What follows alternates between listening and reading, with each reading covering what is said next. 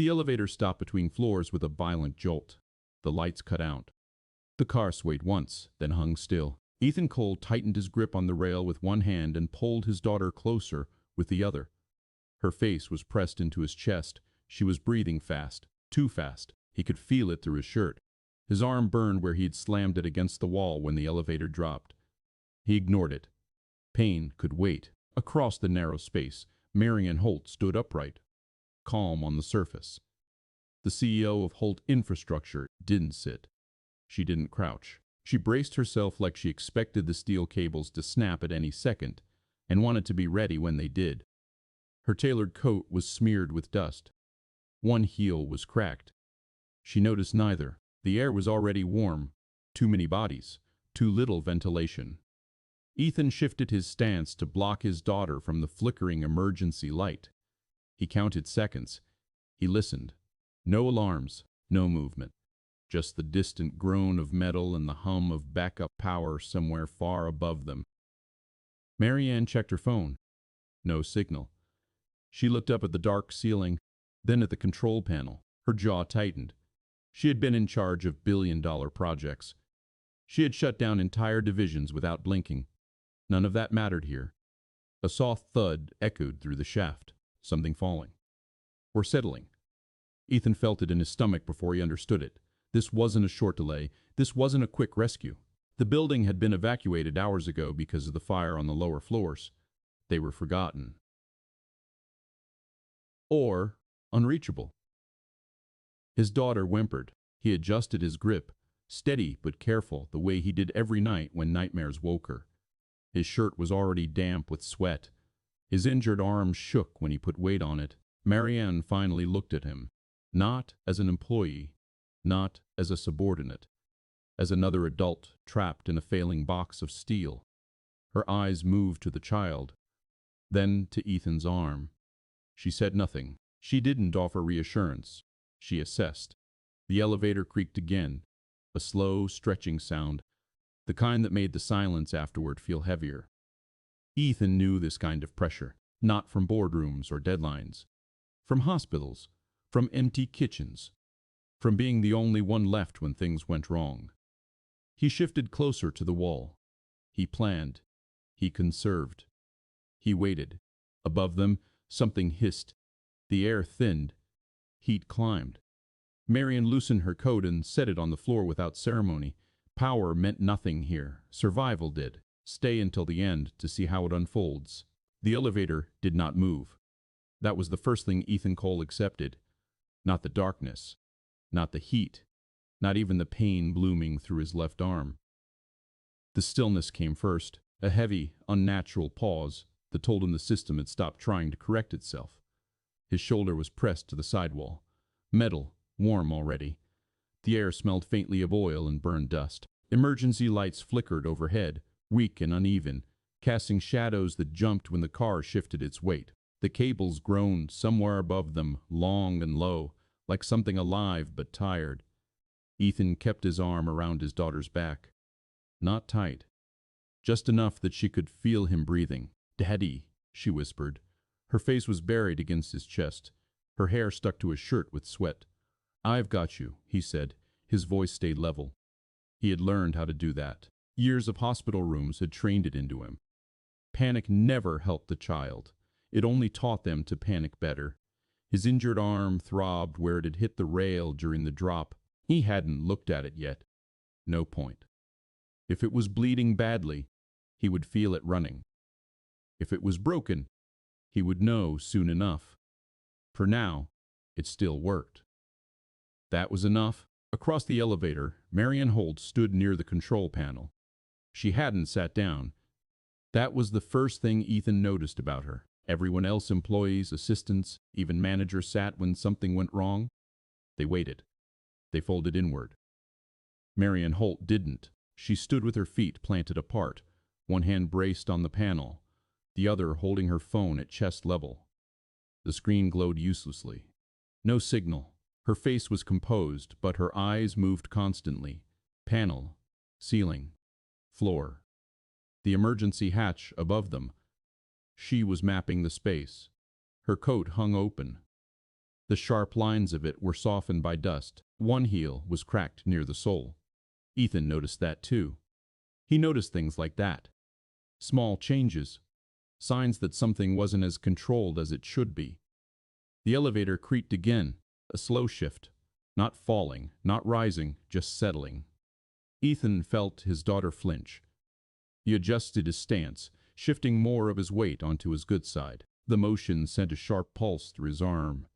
He exhaled slowly through his nose and ignored it. He bent slightly, angling his body so she couldn't see the control panel or the dark seam where the doors met. "Look at me," he murmured. She shook her head. "That's okay," he said. "Just listen, then." He slowed his breathing deliberately. In through the nose, out through the mouth. He counted under his breath. Not for calm, for control. Control was something you did, not something you felt. Marianne pressed a button. Nothing happened. She tried another, then another. Her movements were precise, practiced. This wasn't panic. This was habit, the kind that came from years of being the person expected to fix things. The panel didn't respond. She frowned. Just slightly. "How long since the building was evacuated?" she asked. Her voice cut cleanly through the enclosed space. Calm, authoritative. The voice that ended meetings and started consequences. Ethan didn't answer right away. He wasn't sure. Time had bent during the drop. Fire alarms. Stairwells. Smoke somewhere below. He had been focused on getting his daughter out. Then the elevator doors had been open. Someone had called his name. Then the doors had closed too fast. "Couple of hours," he said finally. "Maybe more." Marianne nodded once. She looked at the emergency phone. Lifted it. Held it to her ear. Nothing. She set it back with care. The heat crept higher. Ethan felt it along his spine, under his collar. The air wasn't moving. The vents above them were silent. He tilted his head slightly, listening. No hum. No circulation. That was a problem. He glanced up at the ceiling. The emergency hatch was bolted shut. He followed the seams with his eyes. Old elevator. Retrofitted, maybe. He'd seen worse in public housing. This one was cleaner, prettier. But steel was steel, and heat didn't care about finishes. His daughter shifted again. Her breathing was still fast. Not hysterical, not yet, but shallow. He rubbed slow circles between her shoulder blades with his good hand. Steady. Predictable. Marianne watched him do it. Not openly. She pretended to check the panel again, but Ethan caught the reflection of her eyes in the metal wall. Focused. Measuring. "You work in facilities?" she asked. "No," he said. She waited. "Used to people filling silence. I've had to keep a kid calm before," he added. Her gaze moved to his daughter, then to his arm. The sleeve was torn near the elbow. Darker fabric beneath. "You're injured," she said. "Not badly." That was a lie, but not one he needed to correct yet. Another sound echoed through the shaft. A dull thud, distant but heavy. Something settling below them. Or giving way. The elevator swayed slightly in response. Marianne's hand tightened on the rail. Ethan shifted his feet. He lowered his center of gravity without thinking about it. Braced. The lights flickered again. Dimmed. Came back. "That shouldn't happen," Marianne said. "No," Ethan agreed. She turned toward him fully this time. For the first time since the drop, she stepped away from the panel. The distance between them shrank. "How stable do you think this car is?" she asked. The question was direct. No command in it. No assumption of authority. Just information seeking. Ethan considered before answering. He thought about the sound of the cables, the way the car had stopped, the lack of alarms, the heat. "I think it's holding," he said, "for now." "For how long?" He didn't answer immediately. "That depends," he said finally, "on whether we just stand here." The silence that followed was heavier than before. Marianne looked back at the ceiling, then at the doors, then at the floor beneath her feet. Waiting had always worked for her. Systems responded. People came. Processes activated. Waiting was how order reasserted itself. But the air kept getting warmer. Her phone buzzed once, then went dead. She exhaled slowly and nodded, almost to herself. Ethan felt the shift before she spoke. Not in the elevator. In her posture. A subtle release. As if something she'd been leaning on wasn't there anymore. "We may need to act," she said.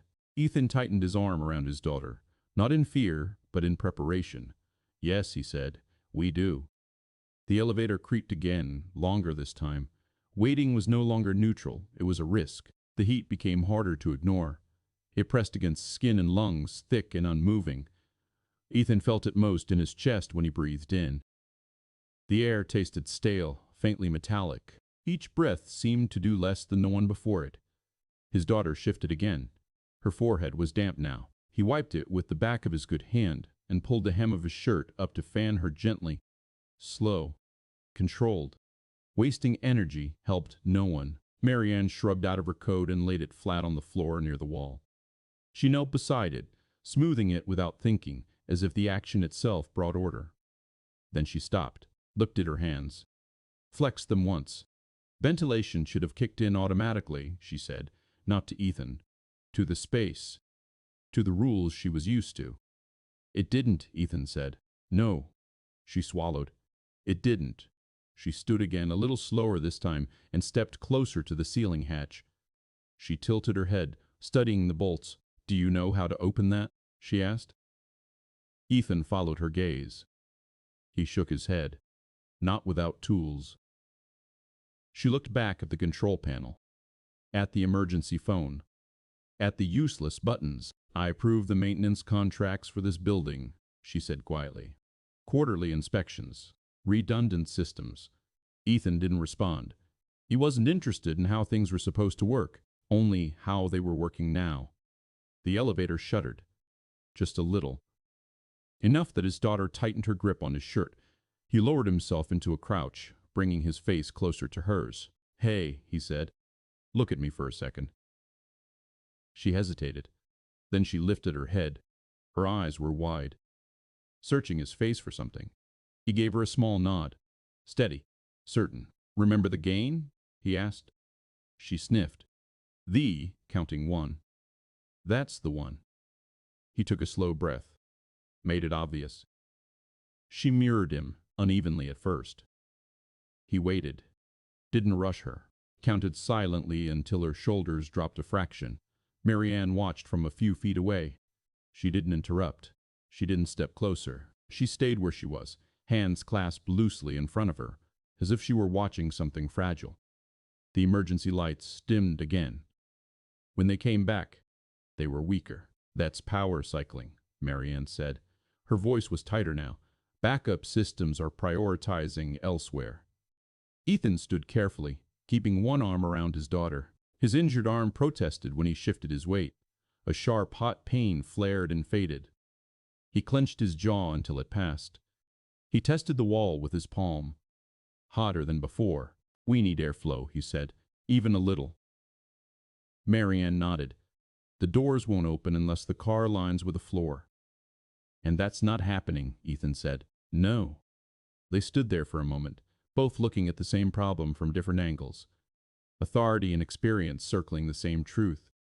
Another distant sound echoed through the shaft, this one sharper, metal scraping against metal. Marianne's eyes flicked upward. "That doesn't sound stable." "No," Ethan said again. He scanned the elevator interior with more urgency now. Corners, fixtures, anything loose. His gaze landed on the handrail along the wall, bolted in place. Solid. He tested it with his good hand. It didn't move. His daughter shifted her feet. She was getting tired. He could feel it in the way her weight leaned more heavily into him. Marianne noticed it too. "She needs to sit," she said. "She can," Ethan replied, "but not on the floor yet." "Why?" He looked at the coat Marianne had laid down, the metal beneath it. "Once you sit, it's harder to get back up, and the floor is the hottest part." Marianne absorbed that without comment. She crouched instead, bracing one hand on the wall. Her breathing was deeper now, less controlled. You seem very sure, she said. I have had to think like this before, Ethan said. Different places, same pressure. Another flicker. The lights dimmed, then steadied at a lower level. The elevator creaked. This time the sound was accompanied by a slight downward pull.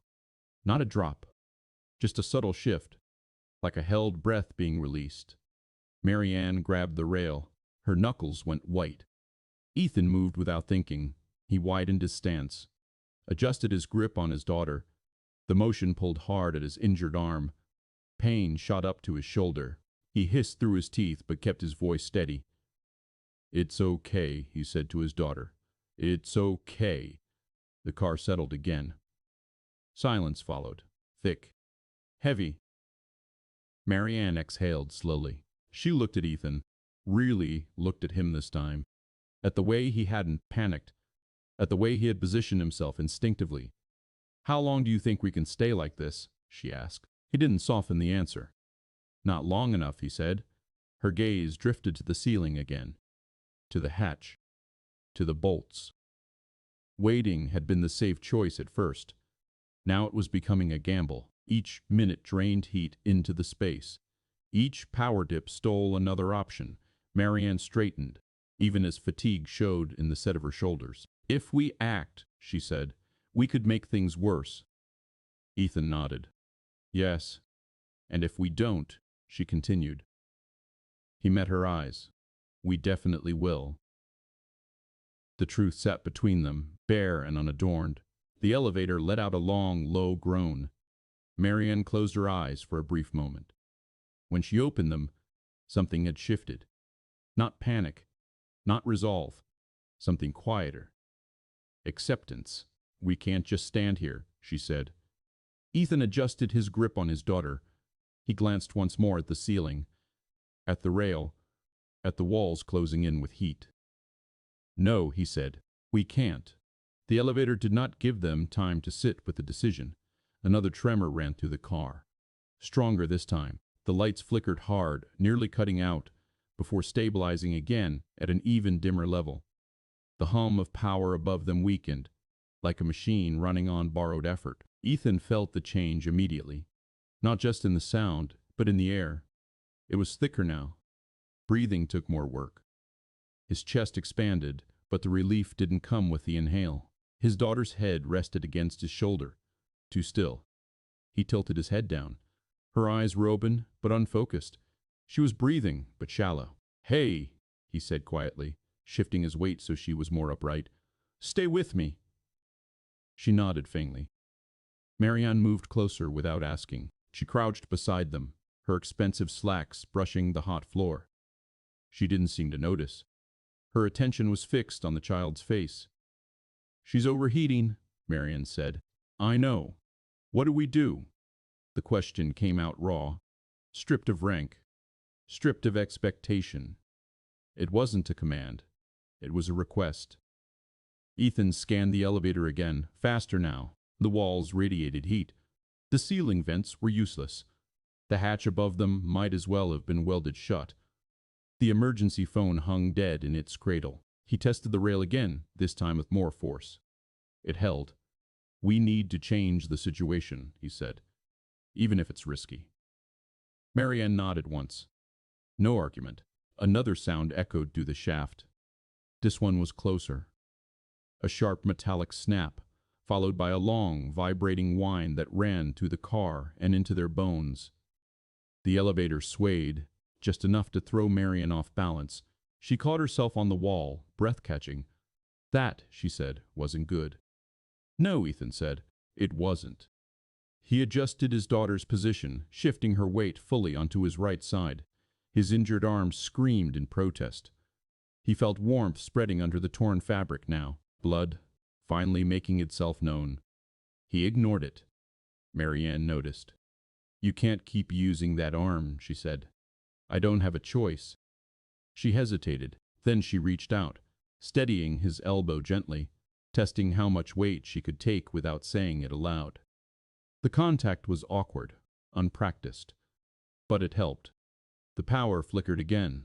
This time the lights didn't fully recover. One went out completely, plunging half the car into shadow. The heat spiked. Marianne looked up at the ceiling hatch again. Her jaw tightened. "If the car drops," she said carefully, "opening that could be fatal." Ethan followed her gaze. He imagined it. The sudden release, the air rushing, the shift in balance. "Yes," he said, "and if we don't," she continued. He looked down at his daughter, at the sweat soaking her hair, at the way her chest barely rose. "She won't last," he said. "Neither will we." The elevator groaned again, louder this time. A long, drawn-out sound that ended in a dull thud below them. Marianne closed her eyes for a second. When she opened them, there was no illusion left in them, no boardroom distance, no executive calm. "Tell me what to do," she said. The words landed heavily. Ethan felt the weight of them settle on his shoulders alongside his daughter. He took a breath. Slow, deliberate. "We don't rush," he said. "We don't pull anything we can't control. And we don't wait anymore." Marianne nodded. She rose carefully, positioning herself under the hatch. She braced her feet wide, mimicking his stance without realizing it. The elevator shifted again, a small drop this time. Inches, maybe. Enough to steal their balance and remind them how little margin they had left. Ethan tightened his grip. His arm burned. His vision narrowed for a moment. He forced it back open. Waiting had been the safe option once. The reasonable option. The option that made sense on paper. Now it was the most dangerous thing they could do. The elevator settled into a new stillness. A fragile one. Temporary. Borrowed. Ethan looked at Marianne. She met his gaze without flinching. "We act," she said. "Yes," he replied. The heat pressed in. The air thinned. And for the first time since the elevator had stopped, neither of them pretended that time was on their side. The air changed before it disappeared. Ethan noticed it in the way his chest felt heavier after each breath. Not sharp, not sudden, just a gradual resistance like breathing through damp cloth. The kind of change most people missed until it became a problem. He didn't miss it. He shifted his feet, planting them wider, then narrowed his movements deliberately. Every adjustment was smaller now. Controlled. He stopped pacing entirely. Movement burned oxygen. Heat followed effort. His daughter sagged against him, her legs losing tension. He slid his hand under her knees and lifted just enough to take some of her weight off her feet without fully carrying her. Carrying would drain him too fast. "Easy," he murmured, not as reassurance, but as instruction. His tone stayed even. He lowered himself carefully into a half-sit against the wall, knees bent, back straight. He positioned her sideways across his lap, her head tucked under his chin so her face stayed in shadow. Less stimulation, less panic, less air wasted on fear. He adjusted her breathing with his own body, slowed his chest, let her feel the rhythm. Marianne watched the process unfold. She had spent years in emergency briefings, PowerPoint slides, flowcharts, red arrows pointing to contingency plans. She recognized the theory of what Ethan was doing. She had never seen it applied like this. Quiet, wordless, efficient. The elevator vents above them rattled faintly, then went still again. Marianne stepped closer to the control panel. The heat had softened the plastic casing. She pressed the emergency ventilation button again, harder this time, as if force might make up for absence. Nothing. She crouched, opened the lower access panel with a fingernail, then a key from her purse. The panel resisted, then popped loose with a dry snap. Warm air rushed out, smelling of dust and insulation. She leaned in, squinting at the wiring. Colors faded. Labels half melted. "This should have triggered auxiliary circulation," she said, more to herself than to Ethan. "There's supposed to be a passive airflow even without power." Ethan didn't look up. His attention stayed on his daughter's breathing. In, out, counted silently. "Supposed to," he said. Marianne swallowed. She reached into the panel, hesitated, then pulled her hand back. Sweat dripped down her temple. She wiped it away impatiently. "If I disconnect the secondary limiter," she said, "it might allow the system to reset." "Might," Ethan repeated. "Yes." "And if it doesn't?" she hesitated. Just a fraction of a second too long. It could shut down what little power we have left, she admitted, or destabilize the car. Ethan nodded once. He shifted his daughter slightly, easing her weight again. His injured arm trembled under the strain. He locked his elbow to keep it steady. "How long before the air's a real problem?" he asked. Marianne exhaled slowly. "Calculated, not guessed." "Hard to say," she said. "Temperature, number of people, volume of the car, best estimate." She looked at the dim lights, at the sealed doors. "We're already past the comfort window." Ethan didn't respond immediately. He focused on slowing his daughter's breathing another notch. Her chest rose unevenly. He matched it, then eased it down by degrees. Rationing wasn't just food and water. It was motion, sound, fear. Marianne straightened, frustration creeping into her posture. She tapped the side of the panel once, sharply. "These systems passed inspection," she said. "I signed off on them." Ethan finally looked up. "On paper," he said. Her jaw tightened. She nodded once. Acceptance without argument. The elevator creaked again. A soft, constant sound now, like a strained joint. Marianne glanced at the ceiling hatch, then back at the open panel. Two bad options. No clean ones. Ethan felt the tension tighten the space between them. He adjusted his stance again, slower this time. His daughter stirred, letting out a weak sound. He bent his head, shielding her face from the light. "We don't do anything fast," he said. "Whatever we choose, it has to be deliberate." Marianne closed the panel gently, as if the machine could feel the care. "We either wait and hope air improves," she said, "or we intervene and risk making it worse." Ethan met her eyes. "And waiting," he said quietly, "isn't neutral anymore." The air pressed in. The elevator held. For now. The air grew heavier by degrees, not minutes. Ethan felt it in the dull ache behind his eyes first. A pressure that didn't sharpen, just spread. His breath stayed controlled, but each one felt less useful.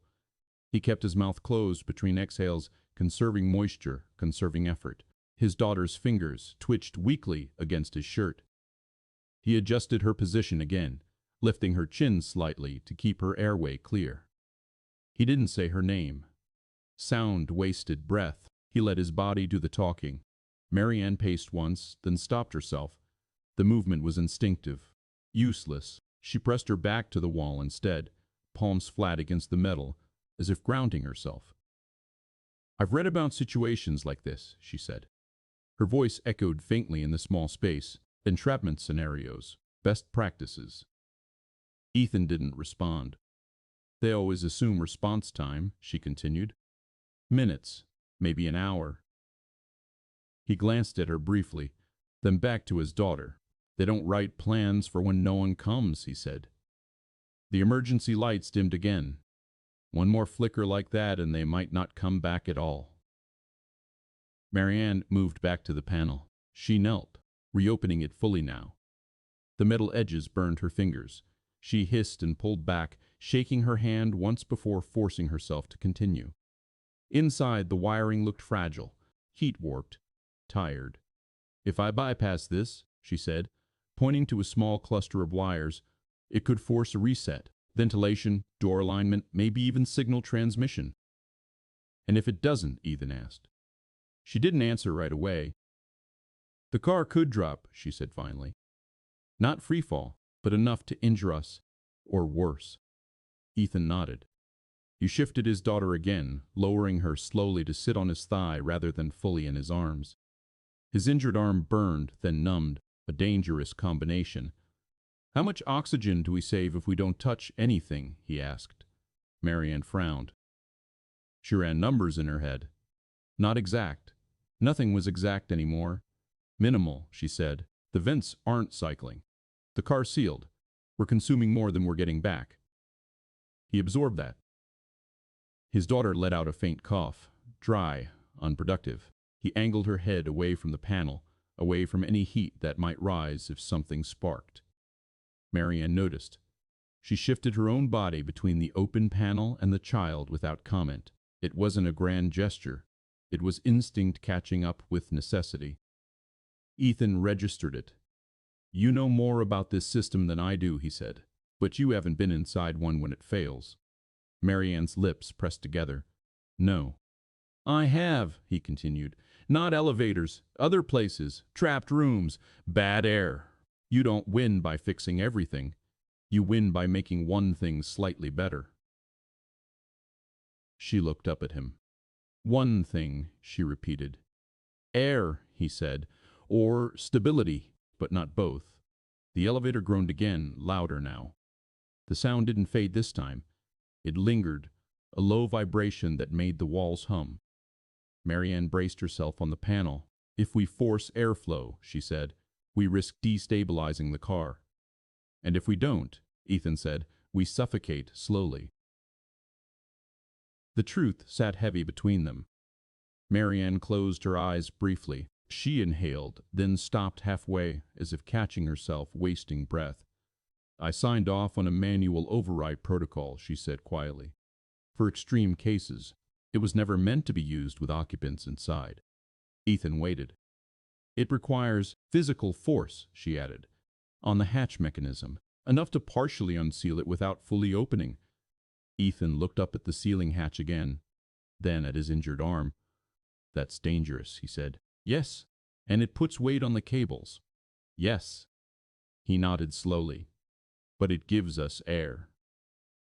Marianne swallowed. Her authority had always been about choosing between bad outcomes for other people. This was different. She was inside the consequence now.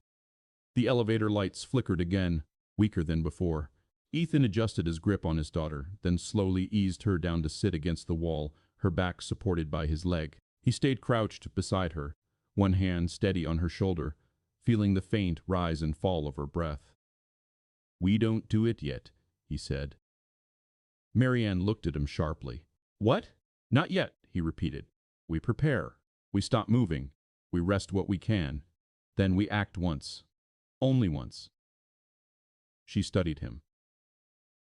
The calm wasn't confidence. It was restraint. "And if we wait too long?" she asked. He met her gaze. "Then it won't matter what we choose." The elevator shuddered again, a short, sharp movement that knocked dust loose from the ceiling seams. Marianne nodded slowly. Preparation meant surrendering the illusion of control. It meant trusting timing over authority. She closed the panel, sat down carefully for the first time, knees bent, back against the wall, mimicking Ethan's posture without realizing it. The air pressed in. Their movements slowed, and the window for choice narrowed. They stopped moving. Not all at once. Gradually. Like learning a new rule without speaking it aloud. Ethan shifted last, settling into stillness with care.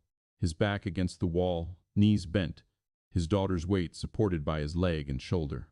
He adjusted her again, slow enough not to spike her breathing. Her eyes were half-lidded now, too tired to be afraid. The elevator's heat settled into their skin. No breeze. No circulation, just the slow exchange of breath between three people and a sealed box. Marianne sat opposite them, hands resting on her knees. Her shoulders rose and fell in shallow, controlled breaths. She kept her mouth closed between them, lips slightly parted only when necessary. She watched the emergency lights like they might offer instruction. They didn't.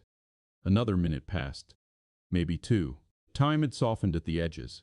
Ethan felt a dull ringing begin behind his ears. Not loud, just present. He ignored it and focused on his daughter's breathing. It was uneven again. Short inhales, long pauses. He shifted closer, bringing his forehead briefly against the side of her head. Not comfort. Alignment. He slowed himself again, deliberately exaggerating the rhythm. In. Hold. Out. Her breathing followed. Not perfectly, but enough. The elevator groaned. Not a sharp sound this time. A continuous strain, like something bearing weight it wasn't meant to hold for long. Marianne flinched despite herself. She caught it and stilled. Her gaze lifted to the ceiling hatch again, then dropped to Ethan's injured arm. The sleeve was dark now, soaked through. "You're bleeding more," she said quietly. "I know. You'll pass out if you keep compensating." "Not yet." That's not an answer. He looked at her. His face was pale but steady. It's the only one I have. The lights flickered. One went out entirely. The remaining glow flattened the space, making edges blur. Marianne pushed herself to her feet slowly, conserving balance. She stood beneath the hatch again, craning her neck to study the bolts. Sweat ran down the side of her face. She wiped it away with the back of her hand and left a smear. "If we do the override," she said, "we do it now." Ethan didn't answer immediately. He checked his daughter's pulse at her wrist. Faint. Faster than it should be. He nodded once. Marianne reached up and wrapped both hands around the resist handle near the hatch seam. It was hot. She adjusted her grip, braced her feet wider, and leaned back just enough to test resistance. Nothing moved. She exhaled sharply and tried again, applying more force. The metal protested with a sharp creak. The elevator swayed. Ethan widened his stance instinctively. One hand pressed flat against the wall for balance. Pain shot through his arm. His vision narrowed for a moment. He forced it back. "Stop," he said. Marianne froze. "Not like that," he continued. "You're pulling unevenly." She looked down at him, breath shallow. "Then how?" "Pressure, not force," he said. "Slow. Constant. Let the system complain before it breaks." She adjusted her stance, reset her grip.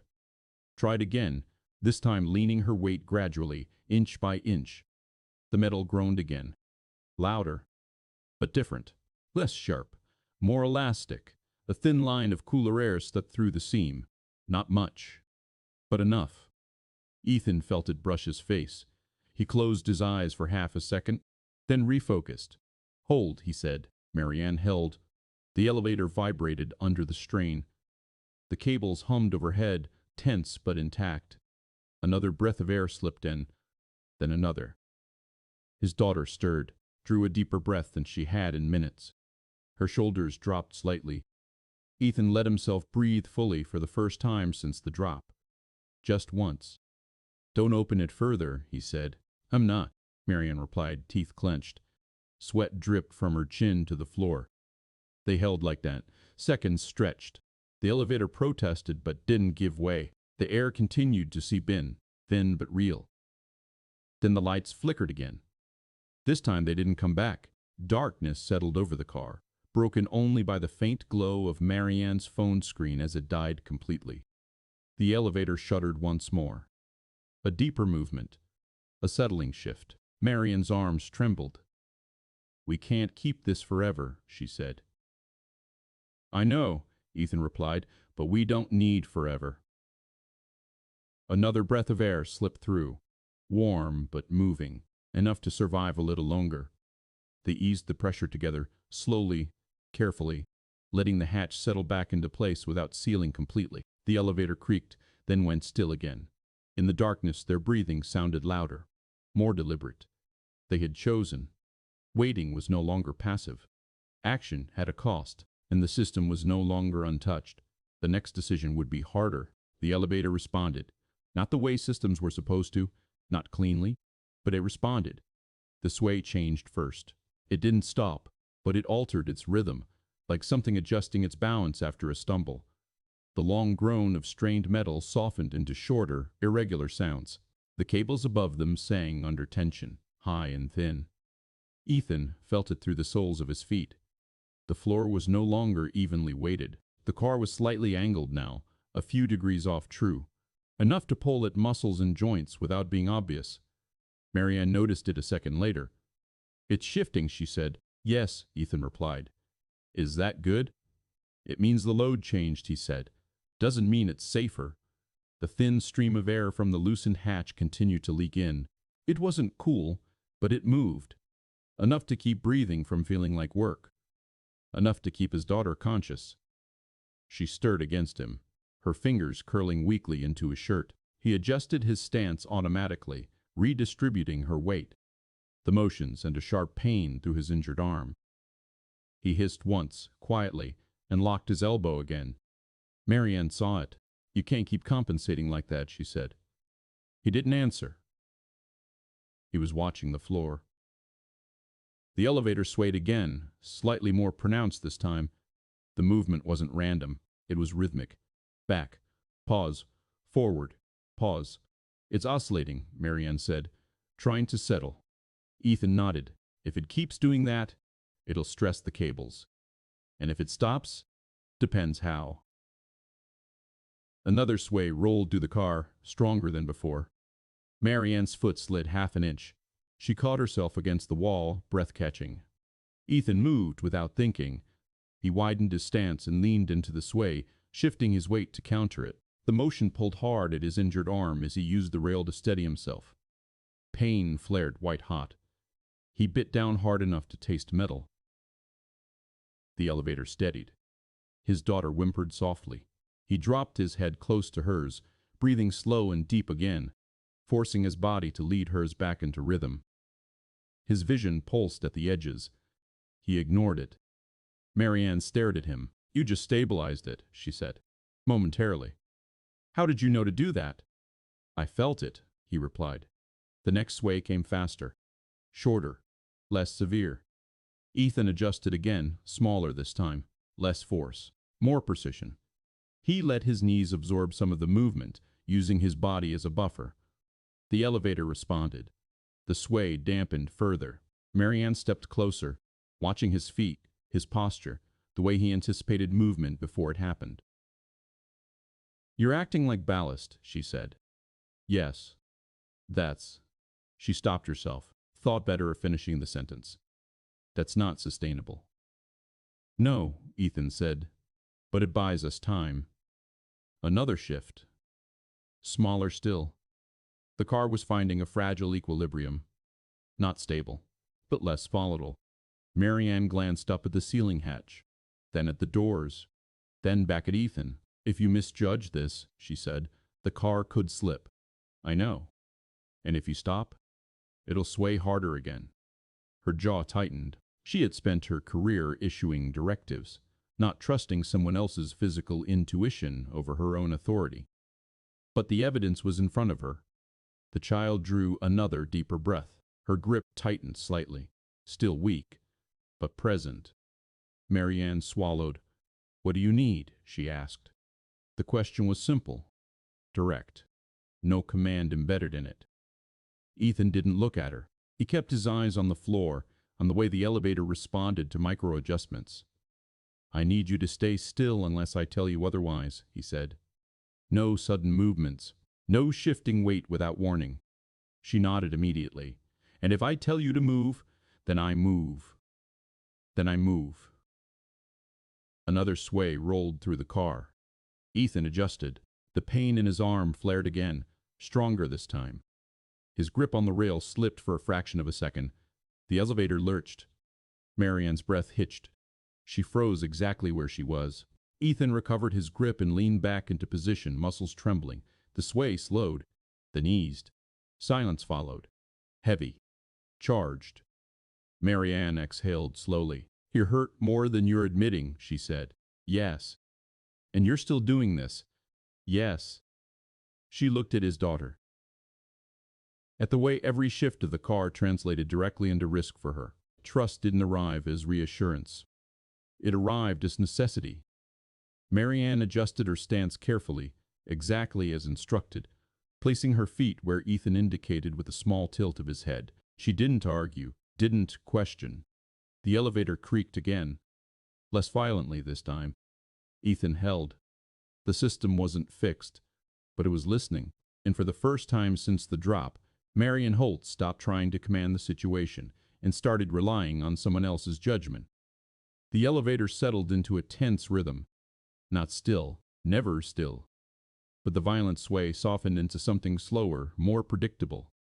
The car leaned, corrected, leaned again, as if learning how to stand after an injury.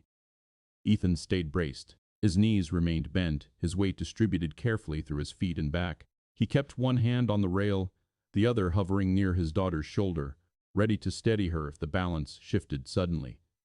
Every adjustment sent pain through his injured arm. The sharpness had dulled into something deeper now, heavier, a spreading heat that made his fingers tingle.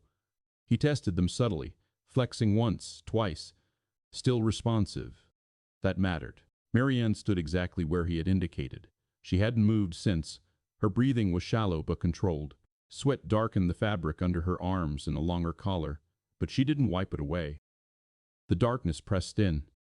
Without the emergency lights, depth perception became unreliable. Every sound felt closer than it was.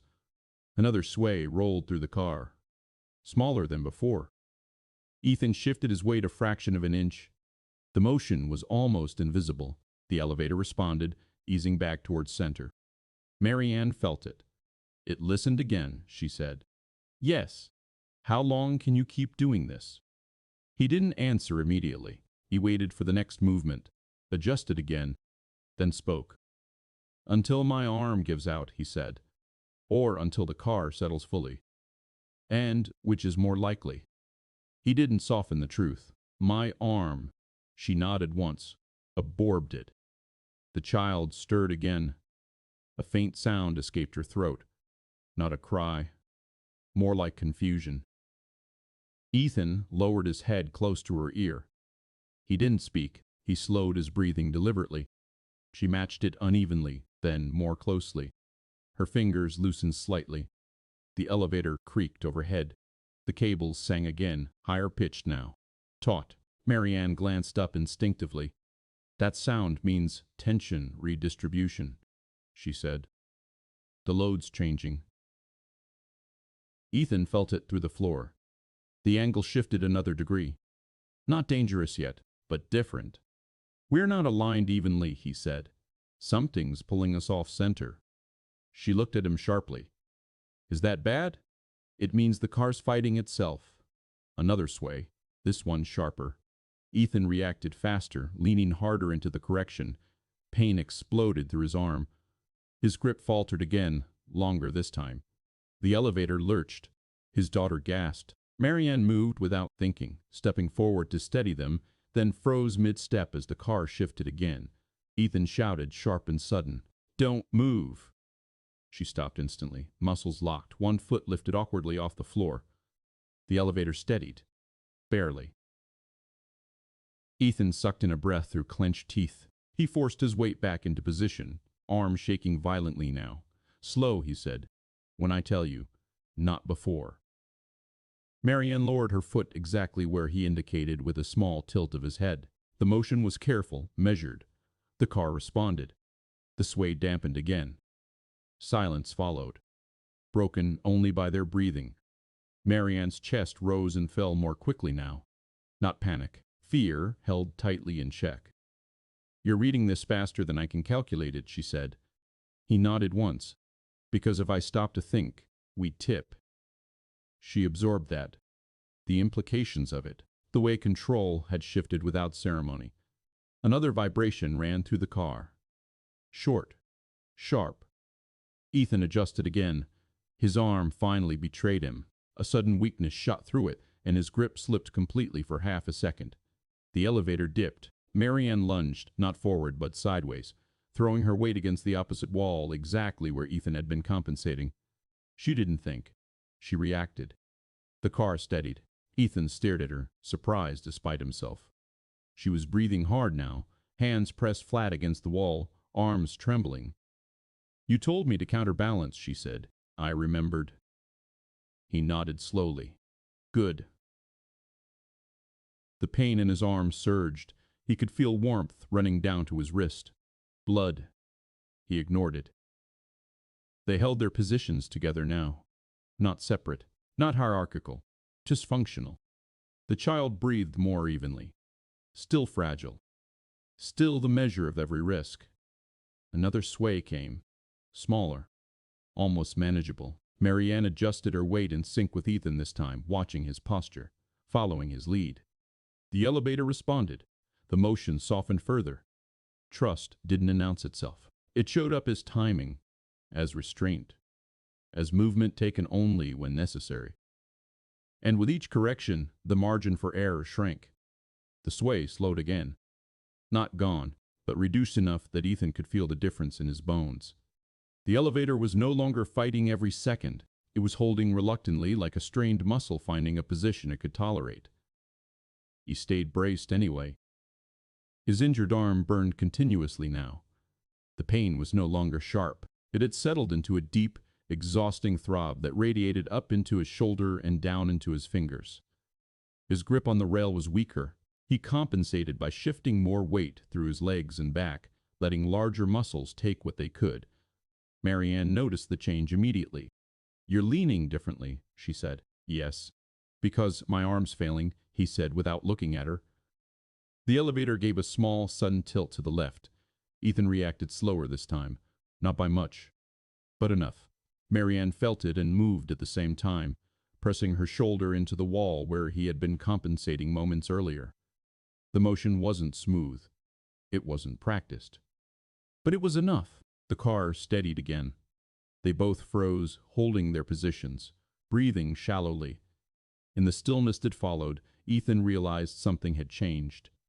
The elevator was quieter. The constant groaning had softened into occasional, isolated sounds. The cables overhead still hummed, but the pitch had dropped. Less strain. Or a different kind of strain. "It's settling," Marianne said. "Yes," Ethan replied. "But it's not finished." The floor angles shifted again, barely perceptible now. The car adjusted itself, weight redistributing through the shaft. The motion was slow enough that they could adapt instead of react. Ethan eased his stance inch by inch, guiding the balance rather than forcing it. Marianne mirrored him, watching his shoulders, his feet, the way he shifted weight before the movement fully arrived. They worked without speaking. The child let out a soft sound and shifted against Ethan's leg. He felt the movement immediately and tightened his grip around her, careful not to jostle her. She drew a deeper breath, then another. Ethan let himself notice that. Just for a moment. Another low creak echoed through the shaft. This one ended in a muted clunk, like something locking into place. The sway diminished further. Marianne exhaled slowly, shoulders sagging a fraction. The effort was catching up to her. Her arms trembled from holding tension too long. Sweat dripped from her chin to the floor. "Is this stable?" she asked. Ethan tested it mentally. He shifted his weight slightly, experimentally. The elevator responded, but gently. No sharp correction. No sudden lurch. "For now," he said, "it found a balance point. And if we move, it'll fight again." She nodded. "Then we don't move." The lights were still out. The darkness felt heavier now that the immediate motion had eased. Every sound seemed louder in contrast. Ethan carefully lowered himself another inch, easing pressure off his arm while maintaining balance. The motion sent a wave of dizziness through him. He closed his eyes for half a second, then opened them again. Marianne noticed. "You're fading," she said. "Not yet," he replied. "But soon." The honesty hung between them. The child shifted again, her head rolling slightly against Ethan's shoulder. He adjusted her gently, making sure her airway stayed open.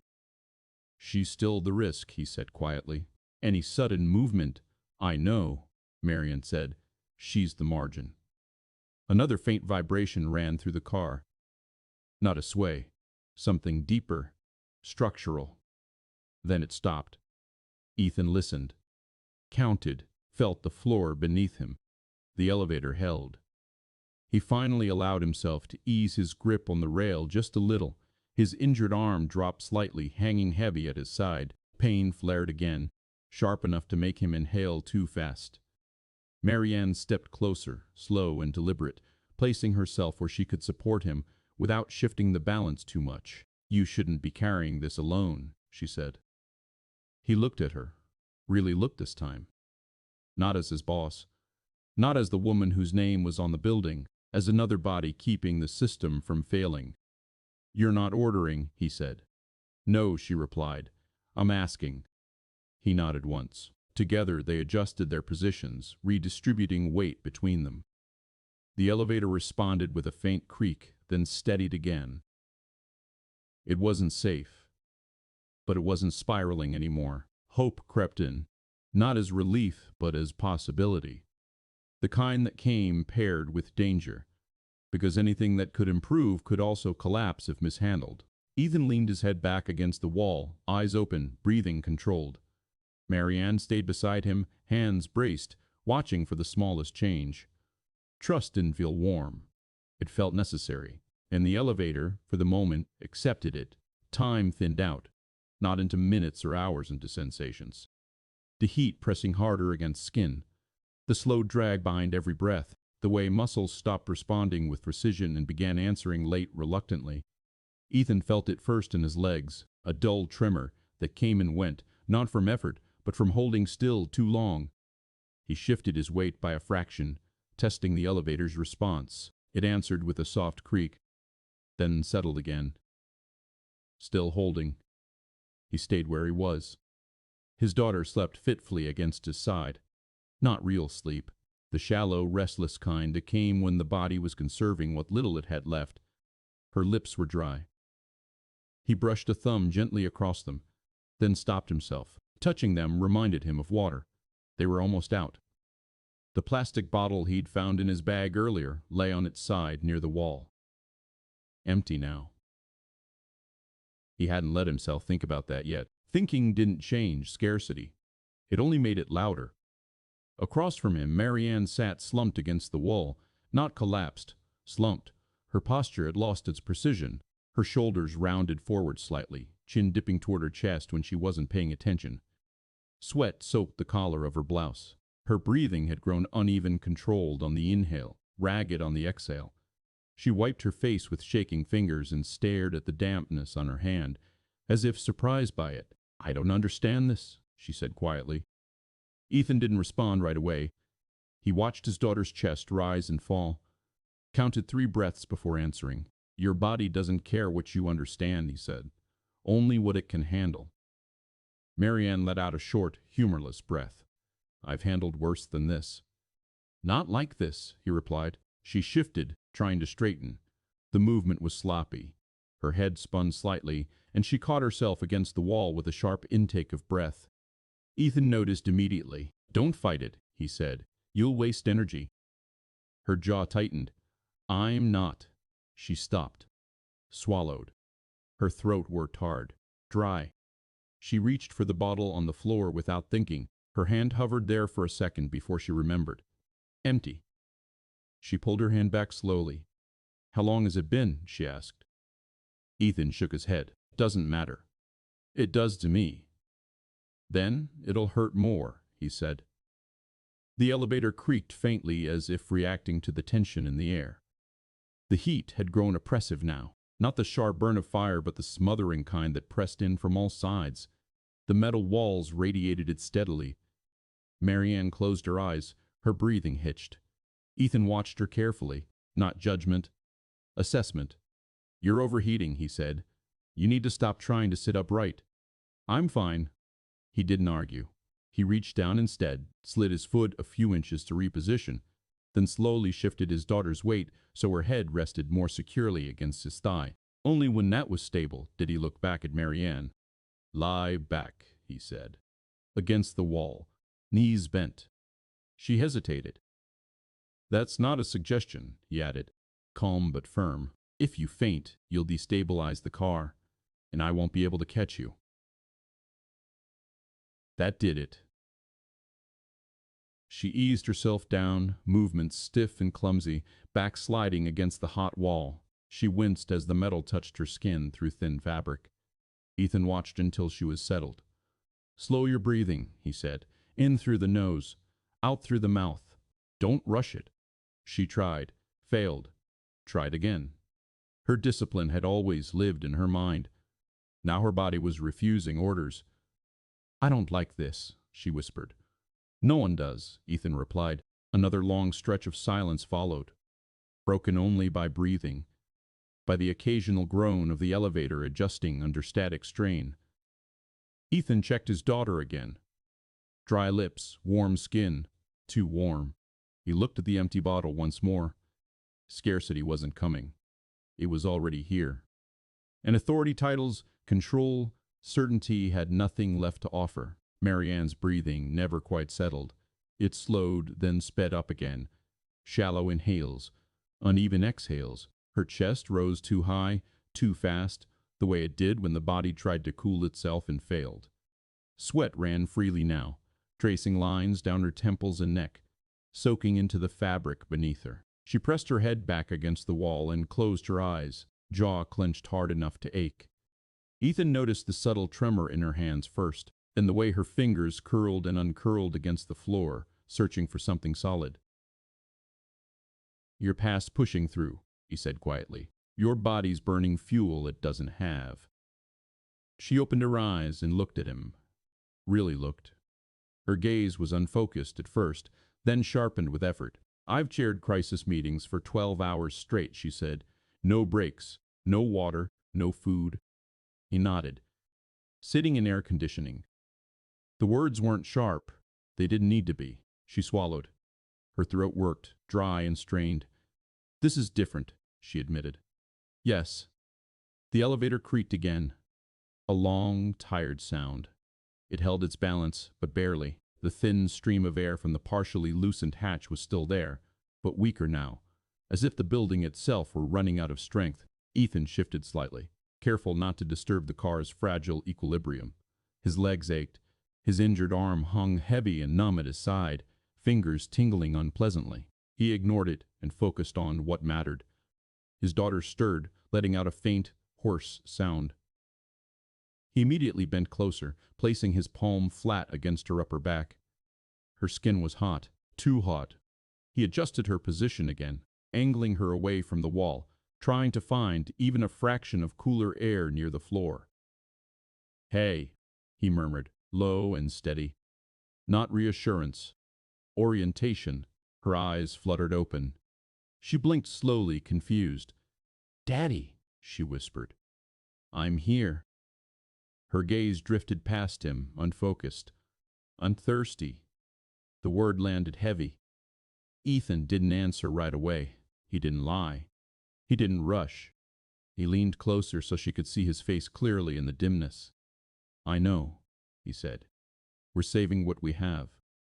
She frowned weakly. "But there's none." He nodded. "That's why we go slow." She didn't fully understand, but his tone settled her enough that her eyes closed again.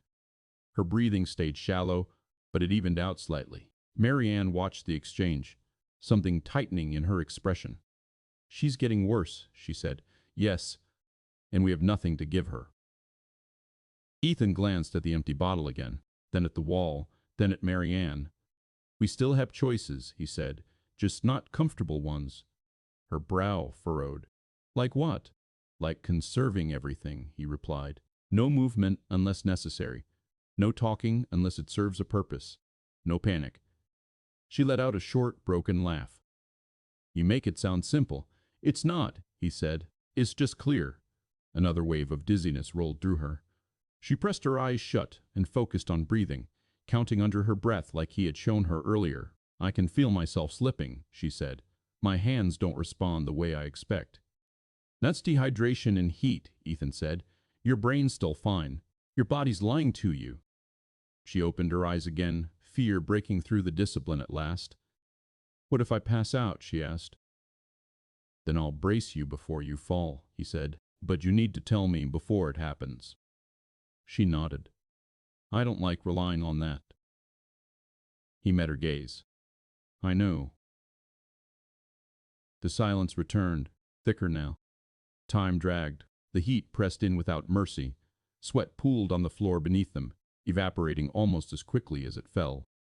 Ethan felt his own mouth dry completely. His tongue stuck slightly when he swallowed.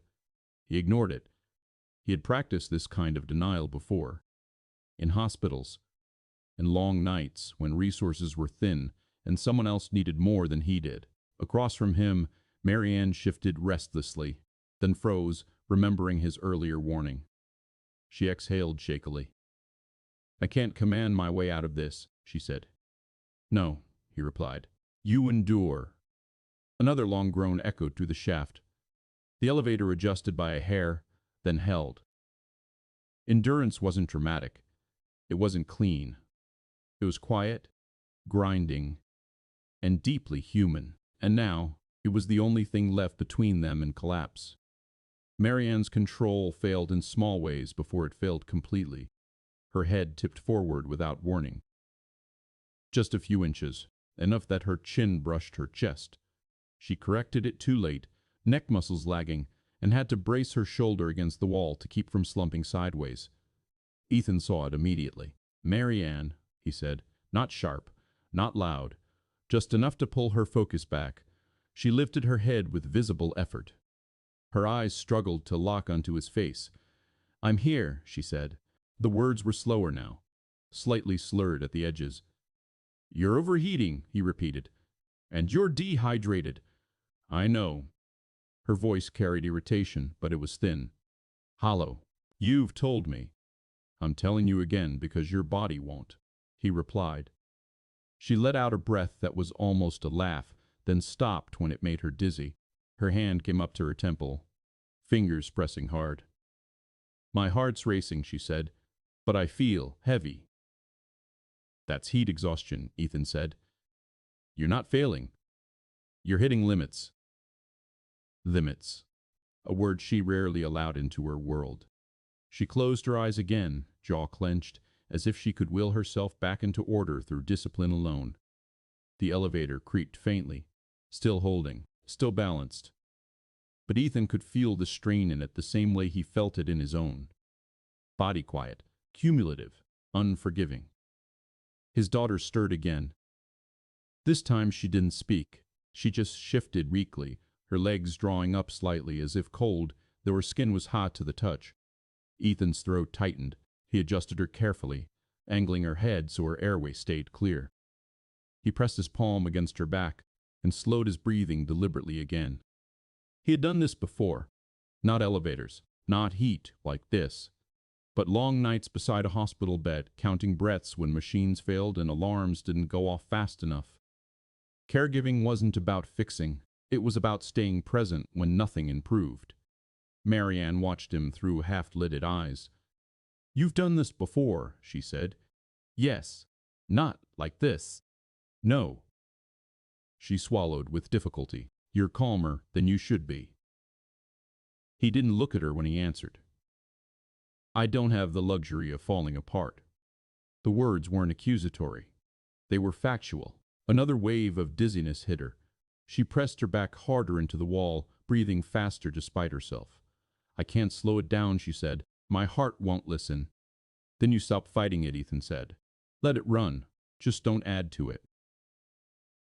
He demonstrated again. Slow inhale, longer exhale. He didn't speak. He let her mirror him. It took several attempts. Her breath stuttered. Then, gradually, they lengthened. Her shoulders dropped a fraction. "There," he said quietly. "That's it." She nodded weakly. Minutes passed, or longer. Time had lost shape completely. The thin airflow from the hatch weakened further, then steadied again. The elevator remained angled but stable. The darkness pressed close, intimate and suffocating. Ethan's mouth was completely dry now. Swallowing hurt. His legs trembled from holding position for so long. His injured arm had gone numb, a dangerous quiet that told him damage was setting in. He ignored it. Marianne shifted slightly, then stopped herself mid-motion. Catching Ethan's warning look, she adjusted more carefully instead. "I don't think I can stand again," she said. "You don't need to," he replied. "Not unless the car shifts." She nodded. Her eyes drifted to the empty bottle again, then away. "I never thought water would be the thing," she murmured. "It usually is," Ethan said. Silence settled again. Then Marianne spoke, quieter than before. "If something happens to me," she said, "and the car destabilizes." Ethan cut her off immediately. "Nothing's happening to you." She looked at him, startled by the firmness. "I need you present," he continued. "Not planning your absence." Her gaze held his for a long moment. Then she nodded. "All right," she said, "I'm here." The power dynamic had shifted fully now, not because she had chosen to yield it, but because endurance had replaced authority. Ethan stayed braced. Marianne stayed conscious. The child stayed breathing. That was the balance now, and as the heat continued to press in, one truth became unavoidable. They could survive longer, like this. But not indefinitely. Something else would have to change next. The pain stopped being something Ethan could push past. It didn't spike anymore. It dulled, spread, settled into his shoulder and down his arm like weight poured into bone. His fingers tingled constantly now, numb and oversensitive at the same time. When he tried to tighten his grip on the rail, his hand answered late, sloppy. That scared him more than the pain ever had. He adjusted his stance again, slower than before. The elevator answered with a faint creak, then held. But the correction took longer. The system wasn't listening as quickly. His daughter shifted weakly against his leg. He moved to steady her and his arm failed him. Not completely. Just enough. His elbow buckled. A brief, ugly collapse of strength that forced him to catch himself with his shoulder against the wall. A sharp grunt escaped him before he could stop it. The elevator swayed in response. A shallow roll. Small, but real. Marianne reacted instantly, pressing her weight into the wall opposite the shift the way she'd learned. The car steadied again, but not as cleanly as before. Ethan breathed through clenched teeth. His arm hung useless at his side now, fingers twitching faintly. Marianne stared at it. "You can't use that anymore," she said. He didn't argue. There was no point. "It's not responding," he said. "I can't trust it." The admission landed hard in the cramped space. It wasn't surrender. It was inventory. Marianne swallowed. She glanced at the floor, then the walls, then the ceiling hatch, calculating, replacing him in her mind. "What do you need me to do?" she asked. Ethan shifted his daughter carefully, redistributing her weight so she leaned more against his torso and less on his arm. The movement made his vision blur for a second. He waited it out. "You're going to have to take over stabilizing," he said. "At least partially." Her eyes flicked back to the floor, to her feet. "I'm not built for that," she said. "No," he agreed. "But you're here." Another low groan echoed through the shaft. The elevator vibrated, deeper this time. Not a sway. A drop. Just a few inches. Enough to make the floor lurch beneath them and steal the air from Marianne's lungs. She gasped. Her knees bent instinctively, and she nearly lost her balance. Ethan braced hard with his legs and shoulder, pain screaming through his body as he absorbed the movement. His injured arm slammed uselessly against his side. The elevator settled lower with a metallic thud that reverberated up the walls. Silence followed. Thick. Frightened. Marianne's breath came in short, panicked bursts now. "We dropped," she said. "Yes," Ethan replied. "Not far, but enough." The car creaked again, adjusting to its new position. The angle changed slightly. The fragile equilibrium they'd found earlier was gone. Marianne looked at Ethan, eyes wide. "I don't know how to do what you were doing." "You don't have to do it the same way," he said. "You just have to listen." Another vibration ran through the car, short, warning-like. Ethan forced himself upright again, positioning his body as best he could without relying on his arm. His movements were slower now, less precise. "Stand here," he said, nodding to a spot near the wall. "Feet wider, knees bent." She followed the instruction awkwardly but carefully. "Lean into the movement when it comes," he continued. "Not against it. Let it pass through you." "That doesn't make sense," she said. "It will when you feel it." The elevator shifted again, a shallow roll to the right. Marianne reacted late. She leaned the wrong way. The car lurched harder. Ethan swore under his breath and threw his shoulder into the correction, legs screaming as they took the strain. His injured arm flared with pain so sharp it made him gasp. The elevator steadied, but barely. Marianne froze, horrified. I'm sorry," she said. He shook his head, breath ragged. "Don't apologize. Adjust." Another shift came almost immediately, smaller but faster. "Now," he said. She leaned still, clumsy, but closer this time. The elevator responded with a softer creak instead of a lurch. Ethan nodded once. "That's it." His daughter stirred, whimpering softly. He dropped his head close to hers, breathing slow, steady, even as his body shook. Marianne watched him, realization dawning fully now. This wasn't leadership. This was load-bearing, and she was not ready for it. But the elevator didn't care. It shifted again, settling lower by another inch, metal scraping faintly in protest. The danger had changed shape.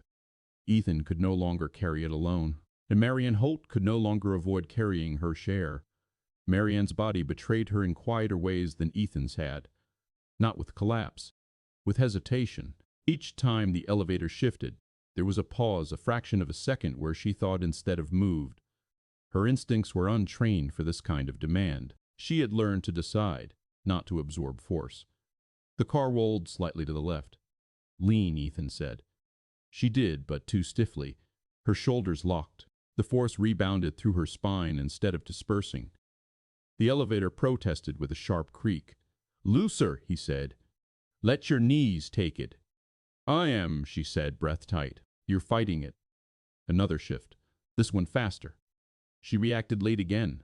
The car lurched. Ethan felt it through the floor. His legs screamed as he compensated, throwing his weight into the correction.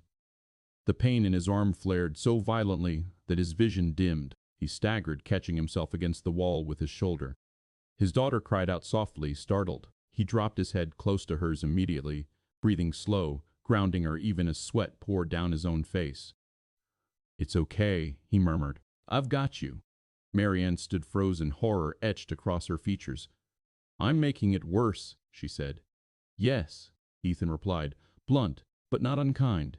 "But stopping won't make it better." Another vibration rippled through the car, deeper this time. The elevator lowered again, barely, but unmistakably. A scraping sound followed, metal dragging against metal somewhere far below. Marianne's breath caught. "We're slipping." "Incrementally," Ethan said. "Not free." "Yet," she whispered. He shifted his stance again, slower now, testing what his body could still give. His legs trembled violently. His injured arm hung useless, heavy as dead weight. "You need to take more of it," he said to her. "I can't compensate the way I was." She shook her head once, small and desperate. "I don't know how." "You learn," he said. "Right now." The elevator rolled again. "Now," he said. She leaned this time with less stiffness. Her knees bent instinctively, absorbing some of the motion. The car responded with a softer groan. Ethan felt the difference immediately. Relief flickered briefly through the pain. "Yes," he said. "That." Her eyes flicked to him. "That felt, don't analyze it," he cut in. "Just repeat it." The next shift came faster, sharper. She reacted almost in time. Almost. The elevator lurched again, but less violently than before. The scrape beneath them grew louder, then stopped. Silence followed. Heavy. Expectant. Marianne leaned back against the wall, chest heaving. Her legs shook now, fatigue catching up with fear. "I can't keep this up," she said. "You don't have to be perfect," Ethan replied. "You just have to be present."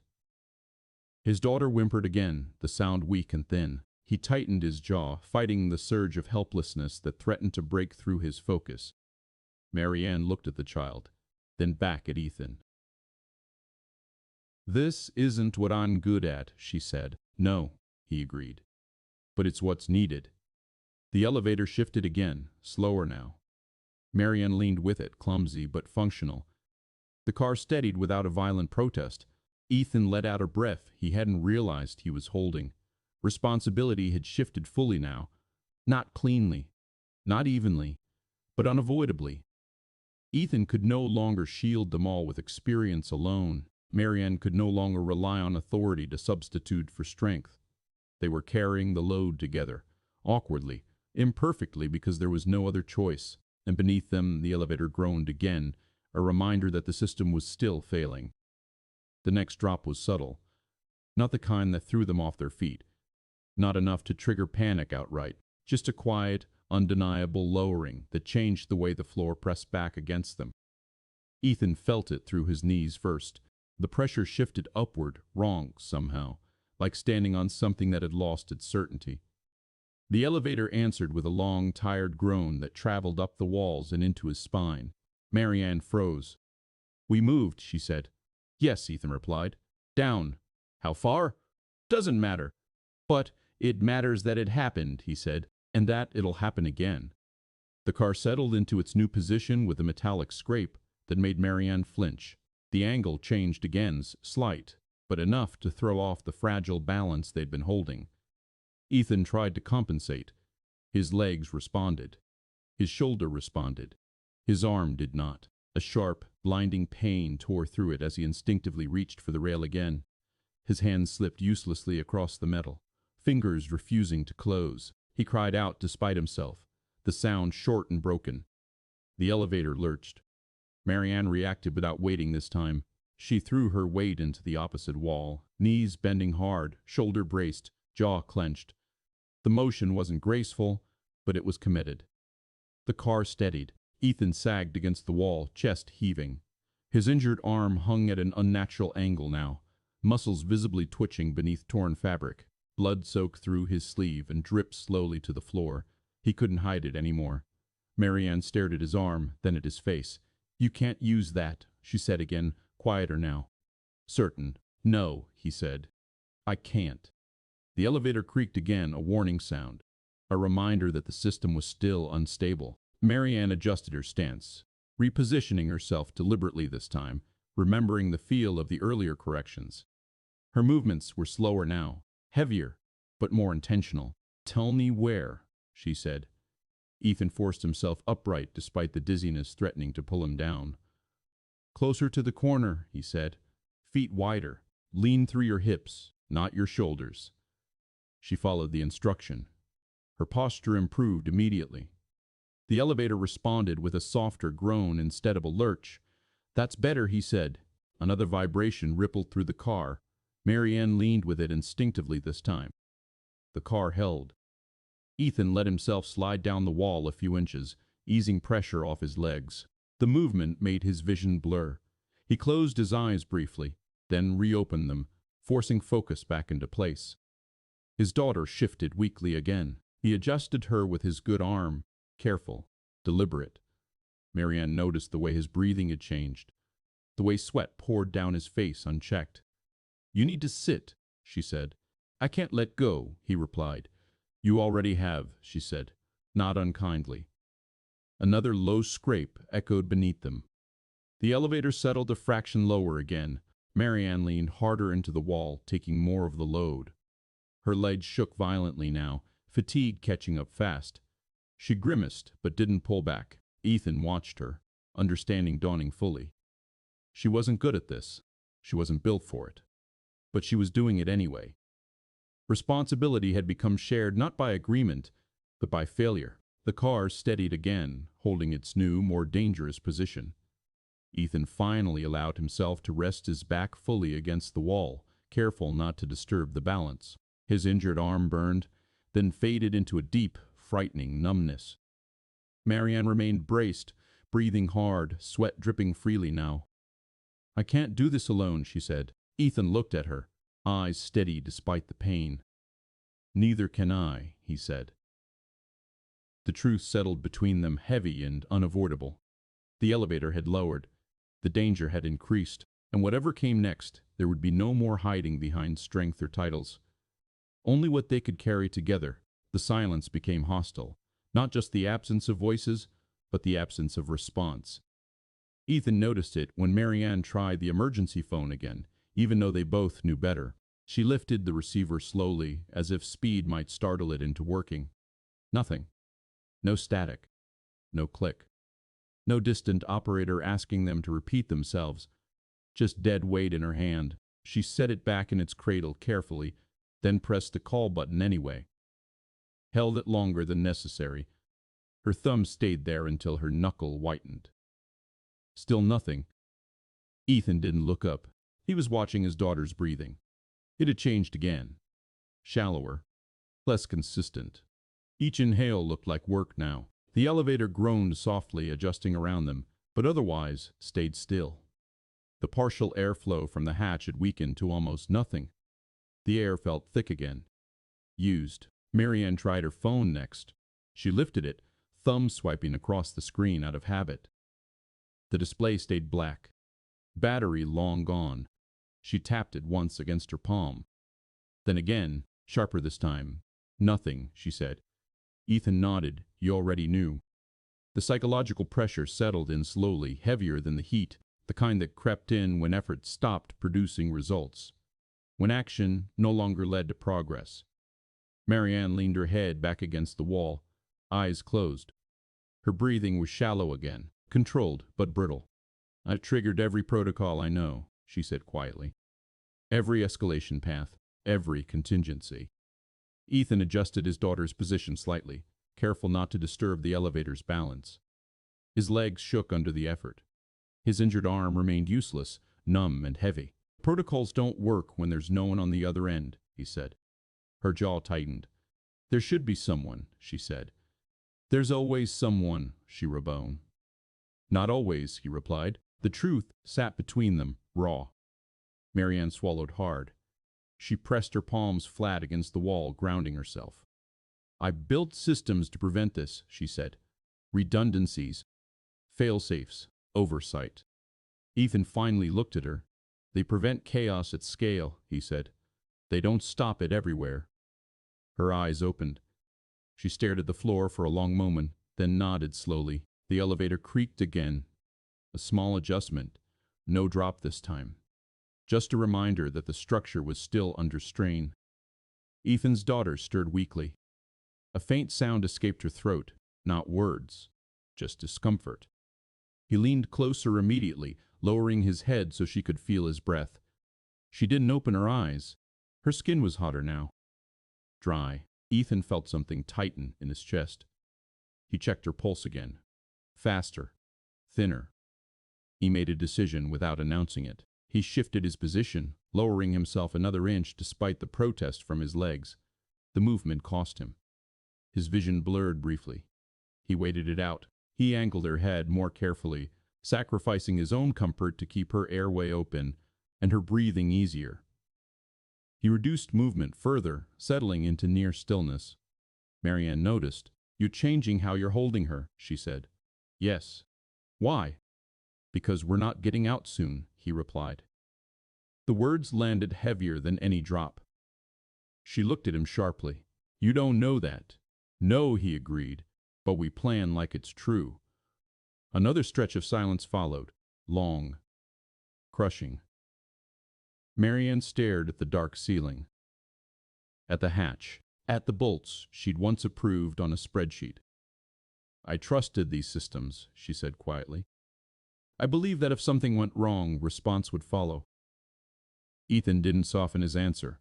Response takes time. And sometimes time runs out first. His daughter's breathing hitched. He froze, then adjusted her again, slower, gentler. Her chest rose, fell, stayed shallow. Marianne watched, helplessness finally breaking through her discipline. "She's getting weaker," she said. "Yes. And we can't signal anyone." "No." The silence pressed closer, wrapping around them. Survival was no longer about escape routes or overrides. It was about managing decline, about lasting longer than the system expected them to. Ethan stayed still, counting breaths that were not his own. Marianne stayed braced, listening to the quiet failure of everything she once trusted. Marianne tried again, anyway. Not because she expected an answer, because doing nothing felt worse. She pressed the emergency call button once more, then held it down longer than before. Her thumb trembled. The plastic was warm beneath her skin. Nothing answered. She released the button slowly and rested her forehead against the panel, eyes closed. Her breathing hitched once, sharp and involuntary, before she forced it back under control. "I've never been this unheard," she said. Ethan didn't respond immediately. He was adjusting his daughter's position again, millimeter by millimeter. He shifted her weight so her head rested more securely against his chest now, even though it meant taking more strain through his legs and back. His injured arm hung useless, forgotten for the moment. "She's burning through energy," he said quietly. "Every unnecessary breath costs her." Marianne turned her head slightly, looking at the child. The girl's lips were cracked now. Her eyelids fluttered without opening. "What do you need to do?" Marianne asked. "Reduce everything," Ethan said. "Movement, sound, stress." "And us?"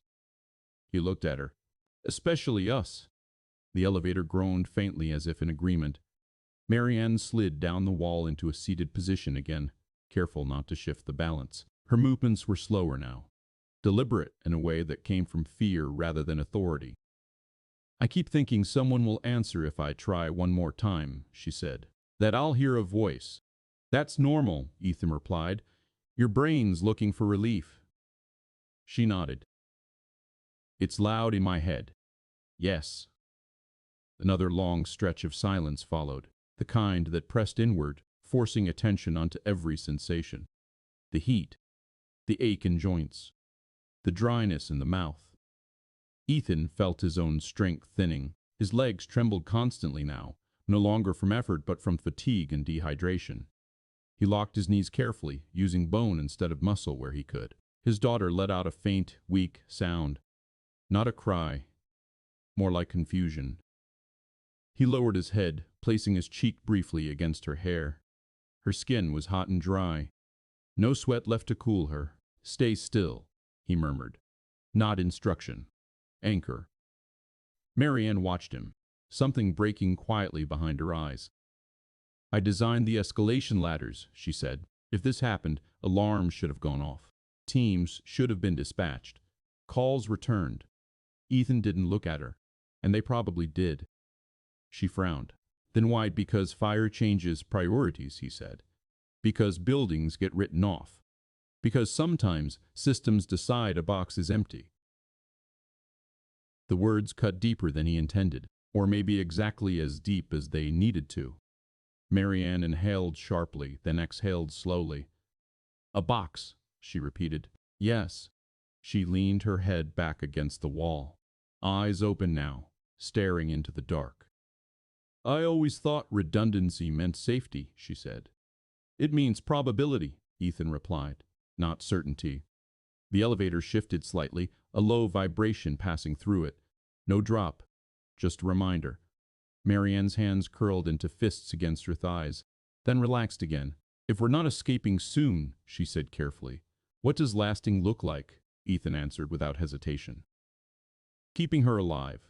And us? Secondary. She closed her eyes. I've never been secondary, she said. He didn't respond to that. Another long silence settled. The weight of it pressed down harder than before. Ethan adjusted his daughter again, reducing his own comfort further. He leaned more of his weight into the wall, accepting the ache, the tremor, the creeping weakness. Survival had narrowed to a single focus now. Not escape, not rescue, not even hope. Just time, measured in breaths. Time stopped behaving normally. It stretched without landmarks, without cues. No alarms, no footsteps, no voices filtering down the shaft. Just the slow grind of heat and the steady erosion of strength. Ethan lost track of how long he had been holding his daughter like this. His legs burned constantly now, a deep, relentless ache that never faded. He shifted only when absolutely necessary, each movement calculated to cost as little energy as possible. His daughter's breathing had changed again. It was slower now, uneven, with longer pauses between breaths that made his chest tighten every time he counted them. He kept his face close to hers, not touching, just near enough that she could feel him there if she surfaced. Her eyes fluttered open briefly. Daddy, she whispered. The word barely had sound. I'm here, he said immediately. Her gaze drifted. I'm tired. I know, he replied. You can rest. She frowned weakly. Can I sleep? The question cut through him. He didn't answer right away. He adjusted her head instead, angling it carefully, making sure her airway stayed open. He slowed his breathing deliberately again, exaggerated it, letting her follow. Yes, he said finally, but you stay with me. She nodded faintly. Her eyes closed again. Marianne watched the exchange, frozen. Her throat worked as she swallowed. She shouldn't be this tired, she said. No, Ethan agreed. But she is. Another faint vibration ran through the elevator. Not a drop. Just a reminder that nothing here was stable. Marianne pressed her hands into her thighs, grounding herself. Her breathing had grown erratic again, shallow and fast. I don't know how to help her, she said. You already are, Ethan replied, by not making it worse. She nodded, but the words didn't seem to comfort her. I keep thinking, she said, if I had insisted on better safeguards, more redundancies, more oversight. Ethan didn't look up. You can't retrofit guilt into oxygen. The bluntness startled her. She flinched slightly, then let out a shaky breath. I trusted those systems, she said. I told people they were safe. And most of the time, Ethan said, they probably were. That doesn't help now. No, he agreed. The elevator creaked again, a low, tired sound that ended in silence. Marianne shifted slightly, then stopped herself, remembering. She stayed still, muscles trembling. I keep waiting to hear something, she said. Anything. So do I, Ethan replied. They listened. Nothing answered. The silence pressed in harder now, no longer just absence, but presence, a weight that demanded attention, that amplified every fear and doubt. Ethan felt his own strength thinning dangerously. His legs shook continuously now. His vision tunneled occasionally, darkening at the edges. He fought it by focusing on his daughter's breathing, counting each rise and fall. 1, 2, 3. She missed one. His heart jumped painfully. He held his breath, willing himself not to move. Then her chest rose again, shallow but real. He exhaled slowly. Marianne saw his reaction. She followed his gaze to the child's chest. She's fading, she said. Yes, he replied. What do we do? Ethan didn't answer immediately. He adjusted his daughter again, shifting her weight, sacrificing more of his own stability to keep her breathing clear. The movement sent a wave of dizziness through him. He clenched his jaw and waited it out. We keep her alive as long as we can, he said. That's the job now. Marianne stared at him, the full reality settling in at last. This isn't about getting out, she said. No, Ethan replied. It's about lasting. The elevator groaned softly as if agreeing. Marianne leaned her head back against the wall, eyes open, staring into the dark. The authority she had lived by, plans, responses, guarantees, had stripped away completely. All that remained was endurance. She looked back at Ethan, at the way he held his daughter despite shaking legs and a ruined arm, at the way he stayed present even as everything narrowed. I'm here, she said quietly, for whatever comes next. He didn't look at her. I know, he said. The silence returned, thicker, heavier, heavier. And in that silence, survival became an act of refusal, refusing to let go, refusing to rush the end, refusing to stop counting breaths. The elevator moved without warning. Not a drop, not a lurch. A slow, deliberate descent that began so gently, Ethan almost missed it. The pressure on his knees changed first, a subtle easing, like the floor was deciding to let go a little at a time. Then the sound followed. A deep rolling grind echoed up the shaft. Not frantic, controlled, mechanical. As if something far above them had finally engaged and was dragging the car downward on borrowed strength. Marianne's head snapped up. We're moving, she said. Yes, Ethan replied. How fast? Slow, he said. Too slow to be accidental. The elevator continued its descent, inch by inch.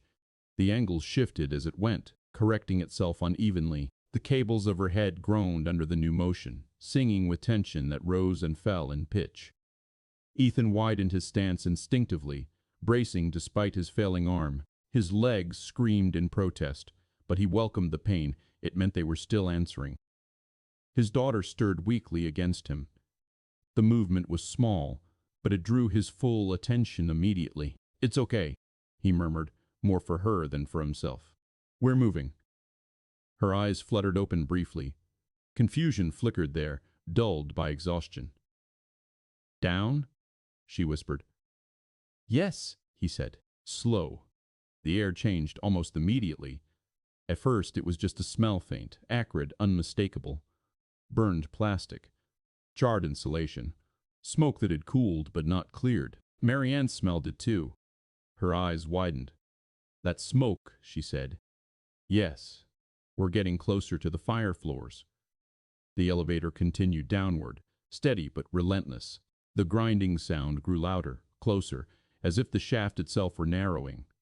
Thin gray tendrils began to slip through the imperfect seal at the hatch.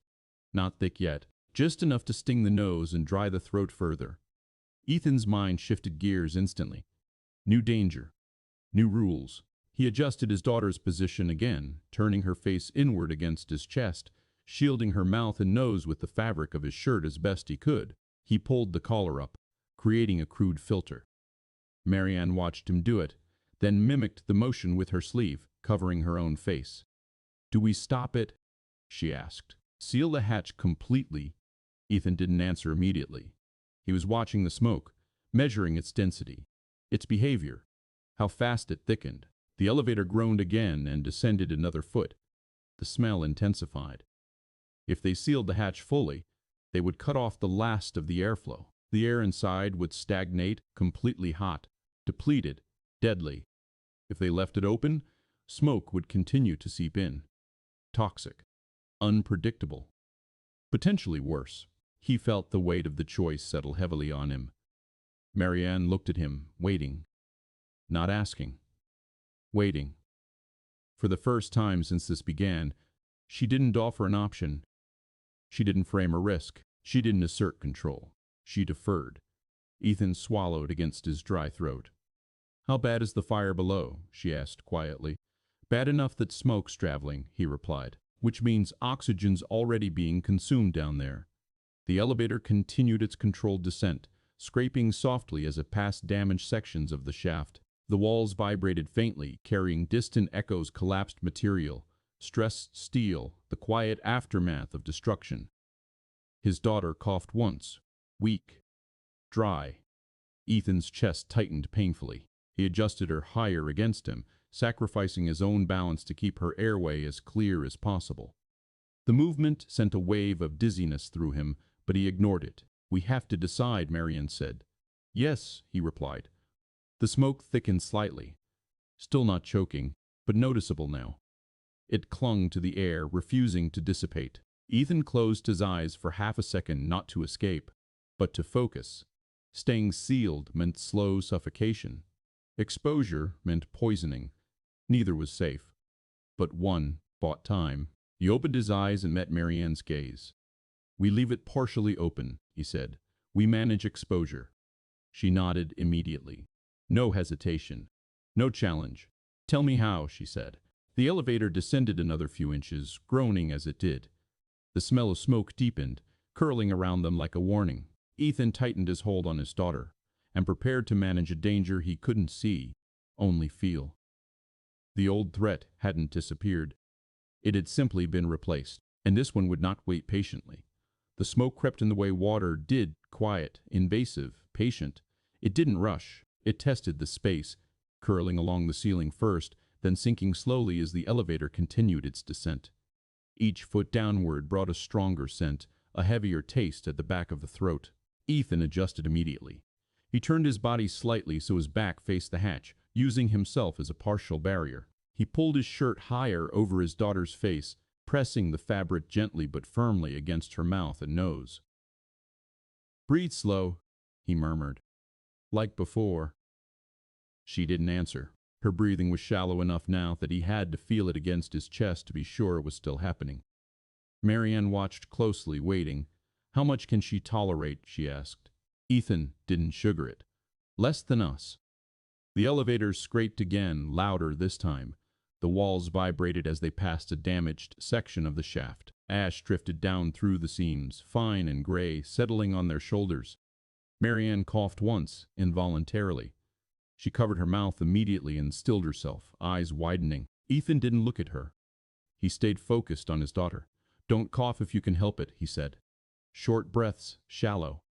She nodded and mimicked his breathing, even though it made her dizzy. The elevator slowed slightly, then continued its controlled descent. Somewhere below them, something collapsed with a distant, hollow sound. The vibration traveled up through the shaft and into the car, rattling the walls.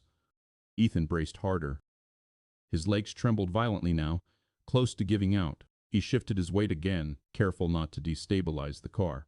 Marianne saw it. "You're fading," she said. "Yes," he replied. "Tell me what to do."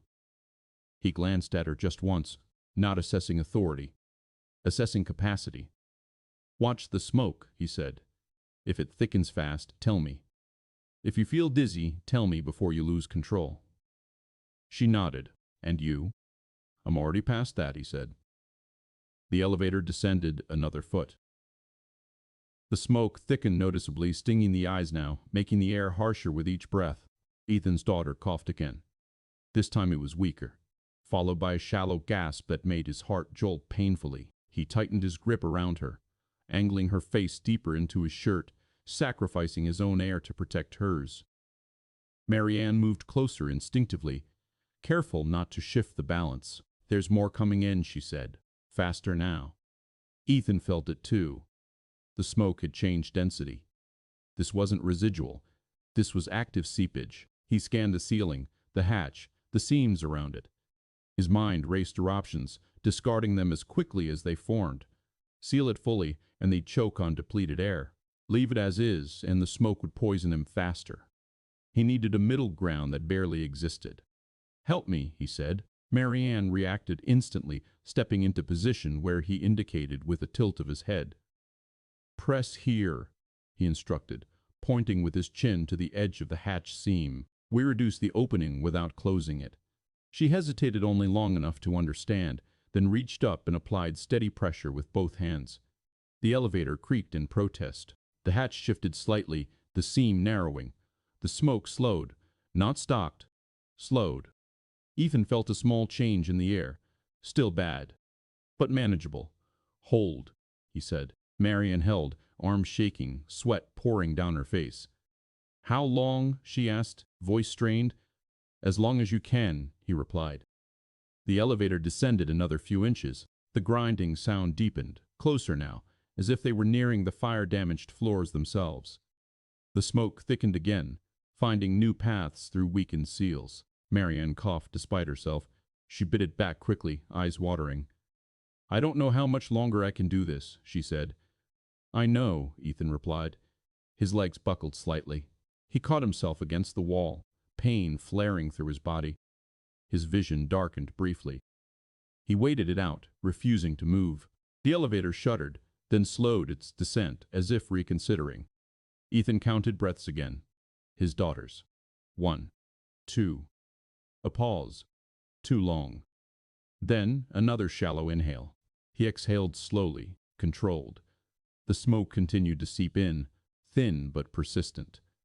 The heat was worse now, rising from below, carrying the aftermath of fire with it. Marianne looked at him, eyes red, breathing controlled only by force of will.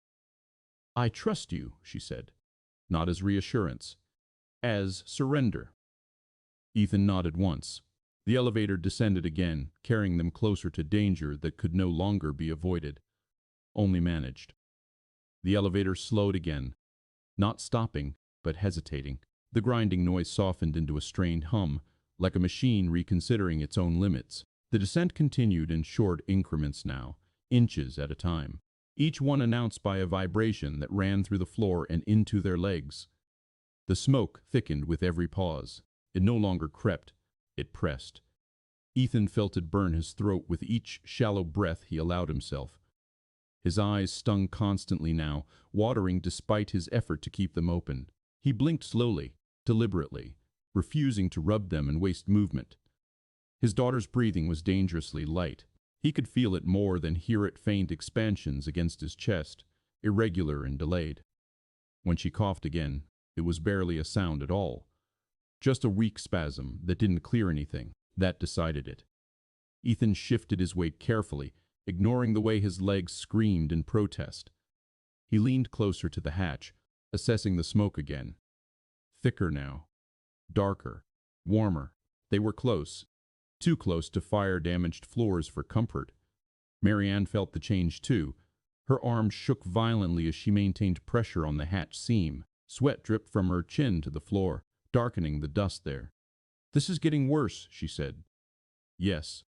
If we keep descending, we'll get more smoke," he finished. "And if we stop, we suffocate slower," he replied. The elevator dropped another inch, scraping loudly as it did.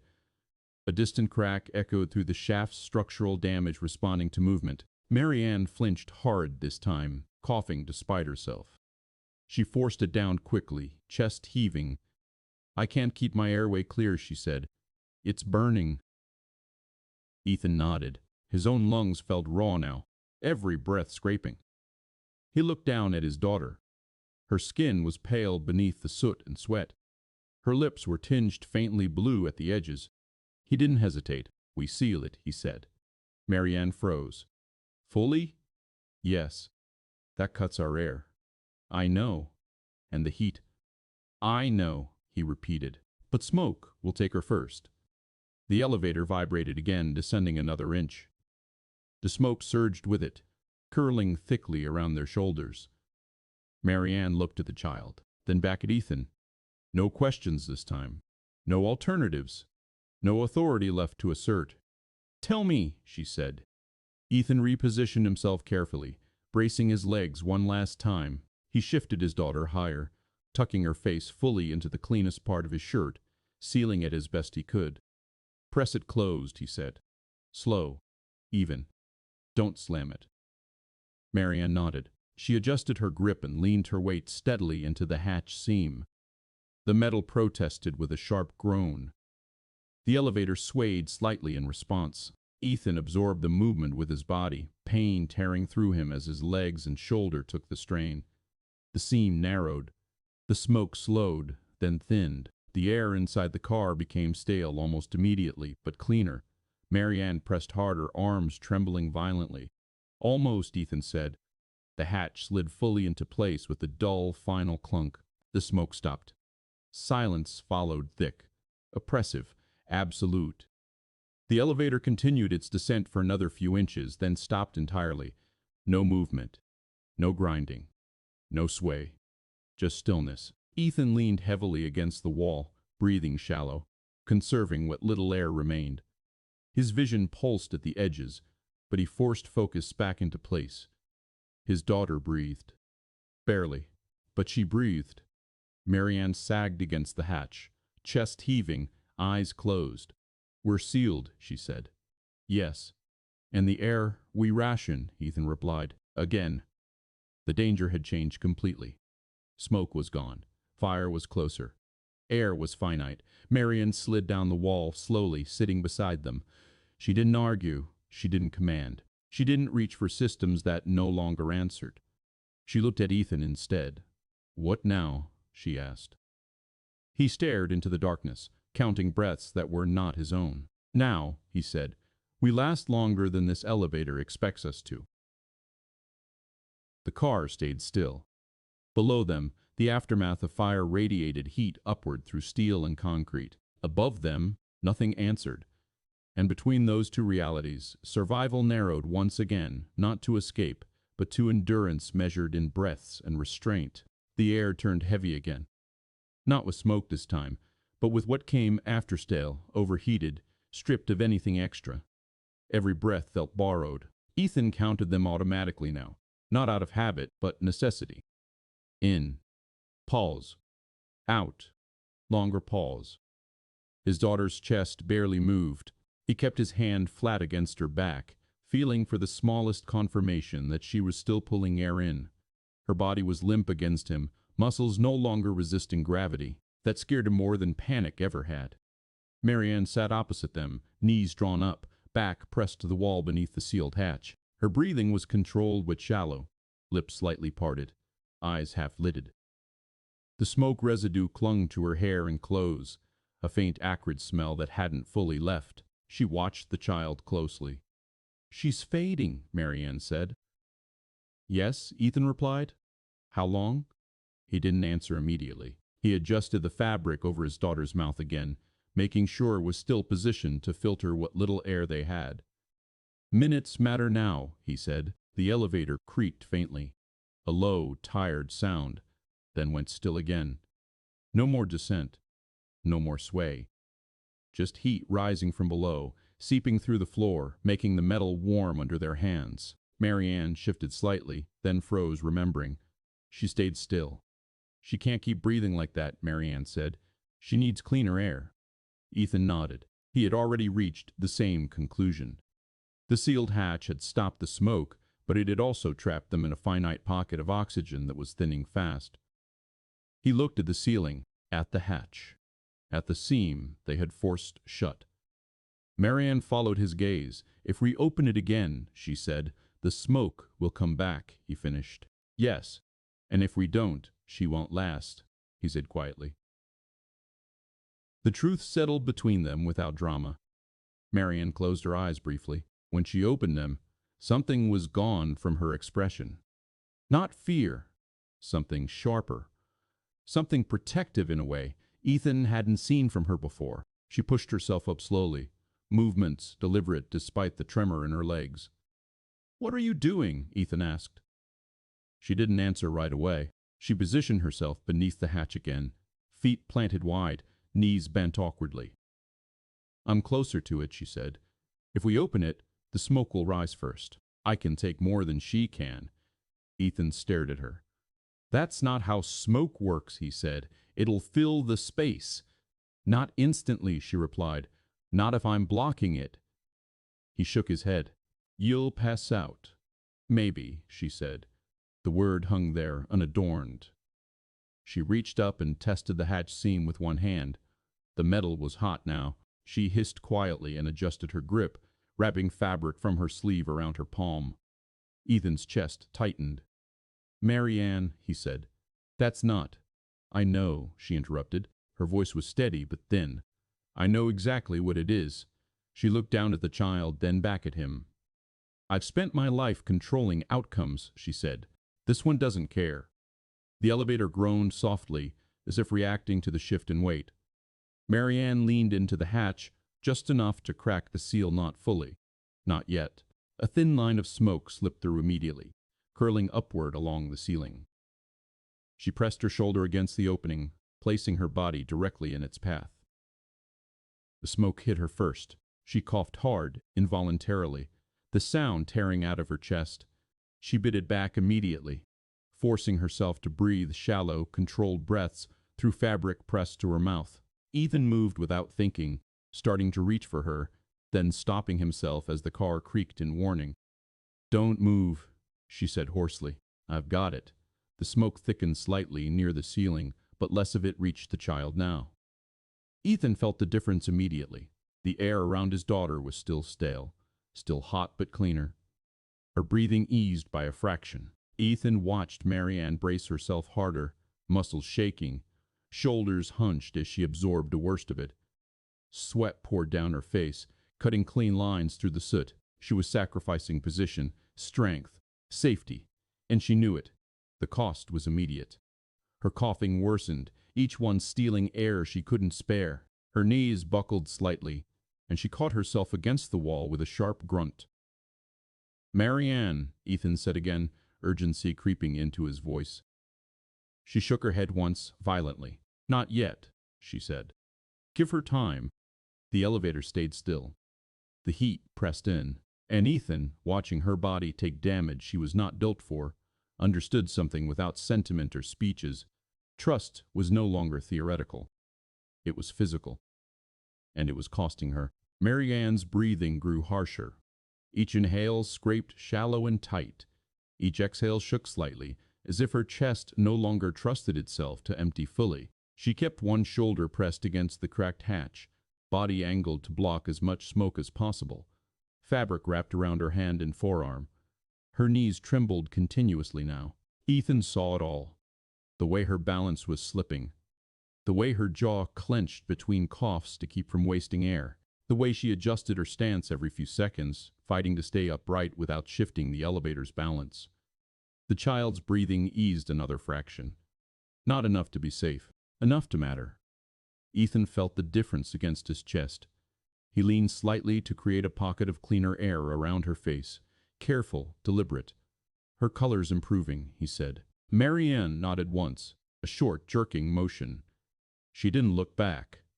Looking cost focus. "Then it's working," she said hoarsely. "It's costing you," he replied. She didn't answer. Another wave of smoke pushed through the gap, thicker this time. It curled along the ceiling, then slid down her shoulder, clinging to her hair and clothes. She coughed again, Harder, and this time couldn't stop it quickly. Her body folded forward slightly. Ethan felt panic rise sharp and fast and crushed it immediately. Panic moved bodies. Bodies moved elevators. Lean back, he said, against the wall. I am, she replied, though she wasn't fully. Her vision blurred. She blinked rapidly, trying to clear it. Black spots edged her sight. She tightened her grip on the hatch seam and forced herself upright again, teeth clenched hard enough that her jaw trembled. I won't fall, she said. Not reassurance, a promise to herself. Ethan adjusted again, angling his body to counterbalance her shift. Pain flared through his legs and shoulder, but he held. His injured arm remained useless, dead weight pressed against his side. His daughter stirred weakly, a faint sound escaping her lips. He lowered his head immediately, breathing slow, steady, letting her follow. That's it, he murmured. Stay with me. Marianne's coughing subsided into shallow, rasping breaths. She pressed fabric tighter against her mouth, eyes squeezed shut. You need to switch, Ethan said. I can take some of it. No, she replied instantly. Too fast. Too certain. You can't keep this up. I don't have to, she said, just long enough. The elevator creaked softly, metal responding to the uneven load. It held. Barely. Ethan watched her shoulders sag for a split second before she corrected them again. Watched her hand shake harder.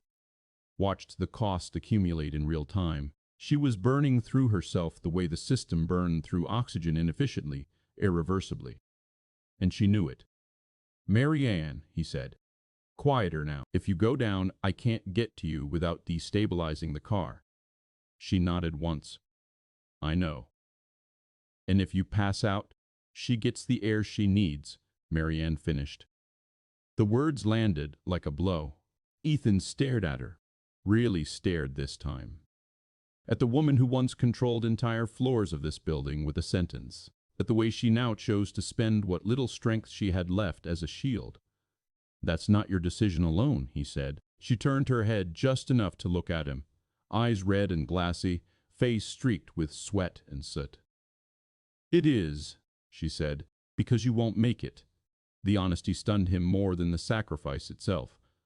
Another cough tore out of her. She sagged again, catching herself at the last second. Ethan shifted, absorbing more of the load, his legs screaming in protest. The elevator groaned but held. The child breathed. Still shallow, still fragile, but breathing. Marianne's breaths grew ragged again. She leaned more heavily into the hatch, pressing it open just enough to maintain the balance between smoke and oxygen. Her body shook uncontrollably now. This isn't sustainable, Ethan said. No, she agreed. It's not. A long moment passed like that. Smoke curling, heat rising, breath counted and rationed. Then Marianne's knees buckled fully. Not a collapse, a controlled failure. She slid down the wall slowly, dragging the hatch seam with her, keeping it cracked with her shoulder even as she sank to one knee. Ethan felt the shift instantly. He compensated, bracing harder, vision narrowing with the effort. Marianne, he said sharply. She lifted her head, forcing focus back into her eyes. I'm still here, she said, just lower. The smoke thickened slightly as her position changed. Ethan adjusted again, pulling his daughter tighter, shielding her face. The child coughed, once weak, but present. Ethan's jaw clenched hard. This wasn't heroism, it wasn't redemption. It was arithmetic, and Marianne Holt was spending herself one breath at a time so a child could take hers. Marianne's strength failed quietly. Not all at once. Not with drama. Just a gradual loss of precision. Her grip on the hatch seam loosened by degrees. Her shoulder sagged, letting the opening widen a fraction more than intended. Smoke surged. Ethan felt it immediately. His lungs burned as he instinctively pulled his daughter tighter against him, tucking her face deeper into his chest. He leaned forward, sacrificing his own air without hesitation. Close it, he said sharply. Marianne tried. Her arm trembled violently as she pushed upward, teeth clenched hard enough to crack. The hatch shifted, but only slightly. Her body didn't have the leverage anymore. "I can't," she said. The words came out thin, stripped of authority and pride. Ethan's heart slammed painfully against his ribs. He calculated fast. Movement, balance, cost. He shifted his stance, pushing through blinding pain in his legs and shoulder, and leaned his body into the correction just enough to stabilize the car. With his good arm, he reached not for the hatch, but for Marianne's back. He pressed firmly, guiding her shoulder back into position without pulling her off balance. "Hold here," he said. "I'll take the rest." Smoke clawed at his throat as he leaned closer to the opening, using his own body to narrow the gap. His vision blurred instantly. Black spots swam at the edges. Marianne stared at him, shock cutting through her exhaustion. "You'll go down," she said. "Yes," he replied, "if we keep trading turns." He didn't look at her. He focused on the pressure, on the feel of the metal, on the thin line where air and smoke fought for space. The elevator groaned under the new load distribution, but held. Marianne's breathing steadied slightly now that the smoke was no longer hitting her full force. She watched Ethan, chest heaving, eyes red and unfocused, still holding position. "No," she said, "you're not doing this alone." She shifted again carefully, this time sliding fully to the floor beneath the hatch. She wedged her shoulder and upper back into the seam, bracing herself like a living support beam. Then she did something Ethan hadn't expected. She removed her coat, the same tailored coat she'd worn into boardrooms and negotiations, the one she'd folded earlier with care. She rolled it tightly and pressed it into the gap around the hatch, stuffing fabric into metal seams with shaking hands. Smoke slowed immediately. Not gone, but reduced. Ethan felt the difference at once. His daughter drew a deeper breath, then another. Marianne sagged back against the wall, chest rising and falling hard, eyes closed. "I can't hold pressure anymore," she said, "but I can block space." Ethan stared at the coat jammed into the hatch, at the way it darkened as it absorbed smoke and heat, at the woman who had just sacrificed the last visible symbol of control and status she carried. Not for optics, not for gratitude, but because it worked. "You did good," he said quietly. She shook her head weakly. "I did necessary." The elevator creaked softly, still stable, still holding. Ethan eased back, reclaiming a pocket of air for his daughter. He adjusted her carefully, heart pounding as he watched her breathing. It was still shallow, still fragile, but it was there. Marianne stayed where she was, shoulders slumped, hands trembling uselessly in her lap. Her eyes fluttered open briefly. "If that coat burns through," she said, "we'll know." "Yes," Ethan replied. "And if I pass out—" "You won't," he said firmly. She let out a breath that was almost a laugh. "You don't get to decide that." "No," he said, "but I get to plan around it." They stayed like that. Smoke filtered, air rationed, heat rising. Trust deepened, not because of words exchanged or feelings confessed, but because Marianne had given up the last thing she thought defined her, and Ethan had watched the cost register in her body. She had chosen consequence over control, and he would never forget it. The elevator remained sealed, the fire remained below, and between them something solid had formed. Not hope, but commitment measured in breath and endurance. The coat began to smolder, not with flame, with smell. A sharp, acrid bite that cut through the stale air and replaced it with something worse. Ethan noticed it the moment the smoke changed character, thicker, darker, carrying heat that didn't belong to residue alone. He looked up. The fabric stuffed into the hatch seam had blackened. Fibers curled inward, shrinking, pulling away from the metal as heat from below climbed steadily. Marianne noticed his gaze and followed it. "It's failing," she said. "Yes." "How long?" He didn't answer immediately. He watched the way the smoke threaded through the thinning barrier, testing gaps the way it always did. "Not long enough," he said. The elevator creaked faintly beneath them, still holding, still sealed, still slowly becoming a trap. His daughter's breathing faltered again. A longer pause this time. Too long. Ethan's chest tightened painfully. He leaned closer, angling her head, listening, feeling for the next inhale. It came. Shallow. Late. He didn't wait for the next failure. "We're leaving," he said. The words landed with weight, final and unsoftened. Marianne looked at him sharply. "Leaving how?" "The hatch," he said. "We climb." Her eyes flicked upward. To the ceiling, to the darkness beyond the metal they'd fought so hard to control. "That shaft is compromised," she said. "Fire damage. Structural instability." "I know." "And you can't climb," she added, glancing at his ruined arm. "I know." Silence stretched between them, thick with everything the decision implied. Leaving meant exposure, heat, smoke, open air that might not hold. Staying meant waiting for the coat to fail, for oxygen to vanish, for the elevator to become a sealed box with no more variables left to manage. Ethan shifted carefully, testing his legs. They shook violently under him. Still functional. Barely. "She won't survive staying," he said quietly. "Not much longer." Marianne looked down at the child, at the way her chest barely moved, at the grayish pallor beneath soot and sweat. Then she nodded. "All right," she said. No argument, no hesitation. "Tell me what to do." Authority was gone. Not surrendered. Rendered irrelevant. Ethan forced himself upright despite the protest screaming through his body. He ignored the way his vision darkened at the edges and focused on mechanics. Order. Sequence. "We open the hatch fully," he said. "Once. No half measures.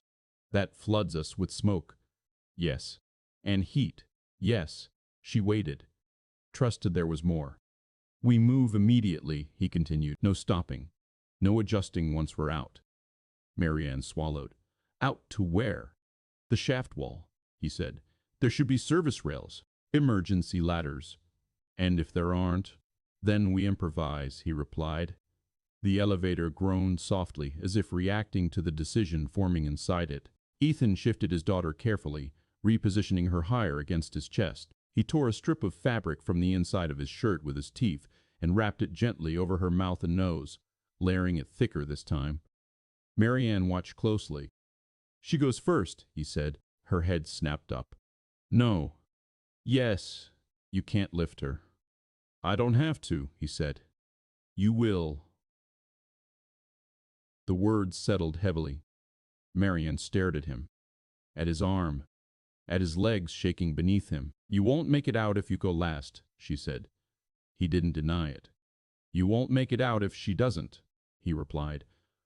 Another thin curl of smoke slipped past the failing coat. The smell intensified. Marianne looked at the hatch again, then back at Ethan. "Once we open it," she said, "there's no going back." "Yes. And if the elevator shifts while we're climbing, we fall," he said. "Or it does." She closed her eyes briefly. When she opened them, there was no calculation left, just resolve stripped down to necessity. "All right," she said. "I'll take her." Ethan nodded once. That was all the acknowledgement there was time for. He reached up with his good arm and grabbed the edge of the hatch. The metal burned his palm instantly. He hissed quietly but didn't let go. "On three," he said. Marianne positioned herself beneath him, feet planted wide, knees bent, ready to receive the child. Her hands trembled, but they were steady enough. Ethan counted silently, not out loud. Out loud wasted air. On three, he shoved. The hatch screamed as it broke free. Smoke and heat slammed down into the elevator in a violent rush. The air turned black and choking instantly. Ethan coughed hard, vision blurring as his lungs rebelled. He didn't stop. He pushed his daughter upward into Marianne's arms, guiding her carefully through the opening, shielding her head as best he could. Marianne took the weight with a sharp grunt, staggering but holding. She pulled the child up and out of the elevator, disappearing into the darkness above. Ethan stayed braced below, body shaking, lungs burning, knowing with absolute clarity that whatever came next would be irreversible. The elevator groaned beneath him, reacting to the sudden change in weight and pressure. The shaft above was alive with danger, and he was about to follow them into it. The smoke hit Ethan like a wall. It poured into the elevator, thick and hot. stealing breath before he could prepare for it. His lungs seized, forcing a violent cough out of him that bent him forward despite his effort to stay braced. His vision went dark at the edges, sparks dancing as he sucked in air that did nothing to help. Above him, Marianne's voice cut through the chaos. "I've got her." The words mattered. They anchored him. He reached up again with his good arm, fingers scraping along scorched metal, until they found the edge of the hatch. The heat was brutal now. It burned through skin instantly, pain screaming up his arm, but he locked his jaw and held on. The elevator shuddered beneath his feet. A deeper vibration followed, rolling up through the floor and into his legs. The car adjusted to the sudden loss of weight, not violently but enough to remind him how close everything was to giving way. "Move," Marianne said from above. Her voice sounded wrong, echoing, strained, swallowed by the shaft. Ethan planted his feet and jumped. The motion was clumsy, weak. His legs barely answered, but the momentum carried him upward enough that he could hook his forearm over the hatch edge. His injured arm screamed uselessly as he tried to bring it into play and failed. Smoke poured around him, blinding. He kicked, trying to find purchase against the elevator wall. His shoe scraped metal, slid, then caught on something a narrow lip, a structural seam. He pushed. Pain exploded through his shoulder and spine as he hauled himself higher, relying entirely on his good side and core. His injured arm dangled, dead weight, throwing his balance off dangerously. The elevator lurched again. Marianne swore above him. "Don't move too fast," she said. "The rail's unstable." He didn't answer. He couldn't spare the air. His head broke through the hatch into the shaft. The heat was worse there. Immediate. Overwhelming. Smoke clung thicker, darker, rising from below in rolling waves. The walls were scorched, blackened, streaked with soot and water residue from firefighting efforts above. Emergency lights flickered weakly along the shaft, some dead, some barely alive. Marianne stood on a narrow service platform just above the elevator car, one arm wrapped tightly around the child, the other gripping a vertical rail bolted into the wall. The platform sagged slightly under her weight. Ethan saw it and felt his stomach drop. "That won't hold long," he said hoarsely. "I know," she replied. Her face was streaked with soot, eyes red and watering but focused. "You need to get off the car." The elevator groaned again beneath him, metal protesting as its load shifted unevenly. Ethan dragged himself fully out of the hatch and pressed his back against the shaft wall, feet scrambling for something solid. His shoe found the edge of the same narrow platform Marianne stood on. The metal flexed under the added weight. Too much. "Don't stand," she said sharply. "Hang."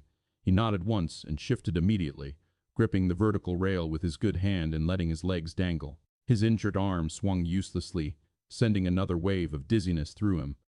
Below them, the elevator creaked loudly. A loud, tearing sound followed metal sliding against metal as the car settled another inch downward.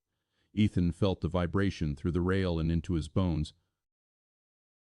"It's moving," he said. "Yes," Marianne replied. "We're not going back."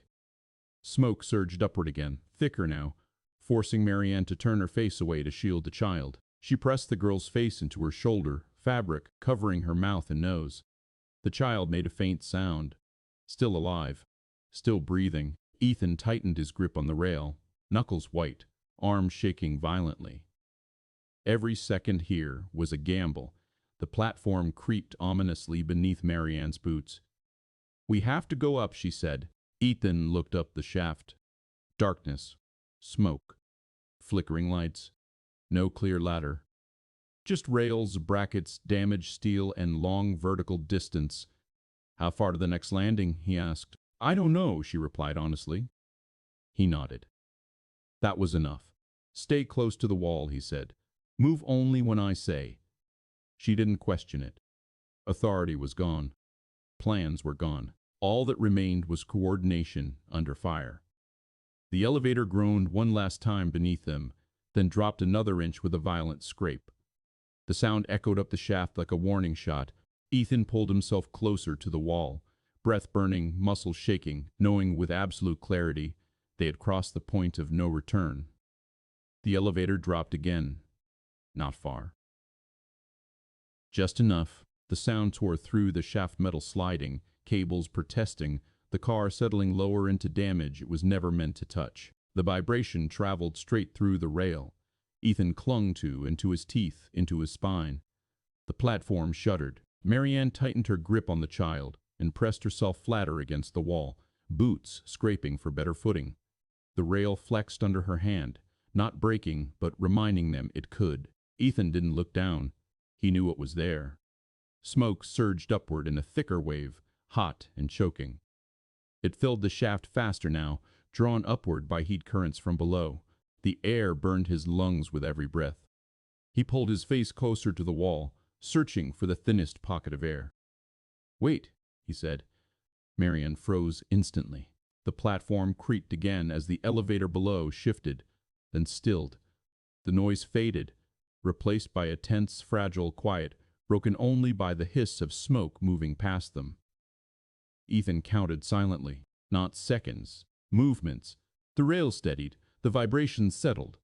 "Now," he said. Marianne moved first, exactly as instructed. She slid her hand upward to the next bracket, testing it before committing weight. It held. Barely. She lifted the child higher against her shoulder, keeping the girl's face sealed against fabric and flesh. The effort made her grunt softly, strain visible in every line of her body. Ethan followed, pulling himself up with one arm, legs scraping against scorched metal. His injured arm dragged uselessly, catching briefly on a jagged edge before slipping free. Pain flared white-hot, nearly blinding him. He didn't stop. Another bracket. Another handhold. Each one was hot. Each one cost him more than the last. Below them, something collapsed. A distant crash echoed up the shaft, followed by a rush of hotter air and thicker smoke. The elevator responded with a violent shudder. The platform beneath them lurched. Marianne cried out, stumbling as the metal beneath her boots twisted. She slammed her shoulder into the wall, shielding the child instinctively as the platform sagged another inch. Ethan felt it through the rail. "Hold," he shouted. She did. Teeth clenched. Knees bent. Body absorbing the shock the way he'd taught her earlier. The platform didn't fail. Not yet. Smoke poured past them now, thick enough to obscure the emergency lights completely. Visibility dropped to almost nothing. The shaft became sound, and touch, and heat. Ethan hauled himself level with Marianne, pressing his body flat against the wall beside her. His chest heaved violently, lungs screaming. He forced himself to slow it, knowing panic would steal oxygen faster than smoke. "She breathing?" he asked. Marianne adjusted her grip just enough to feel the child's back. "Yes," she said. "Barely." "That's enough," he replied. The elevator below groaned again, long, final sounding.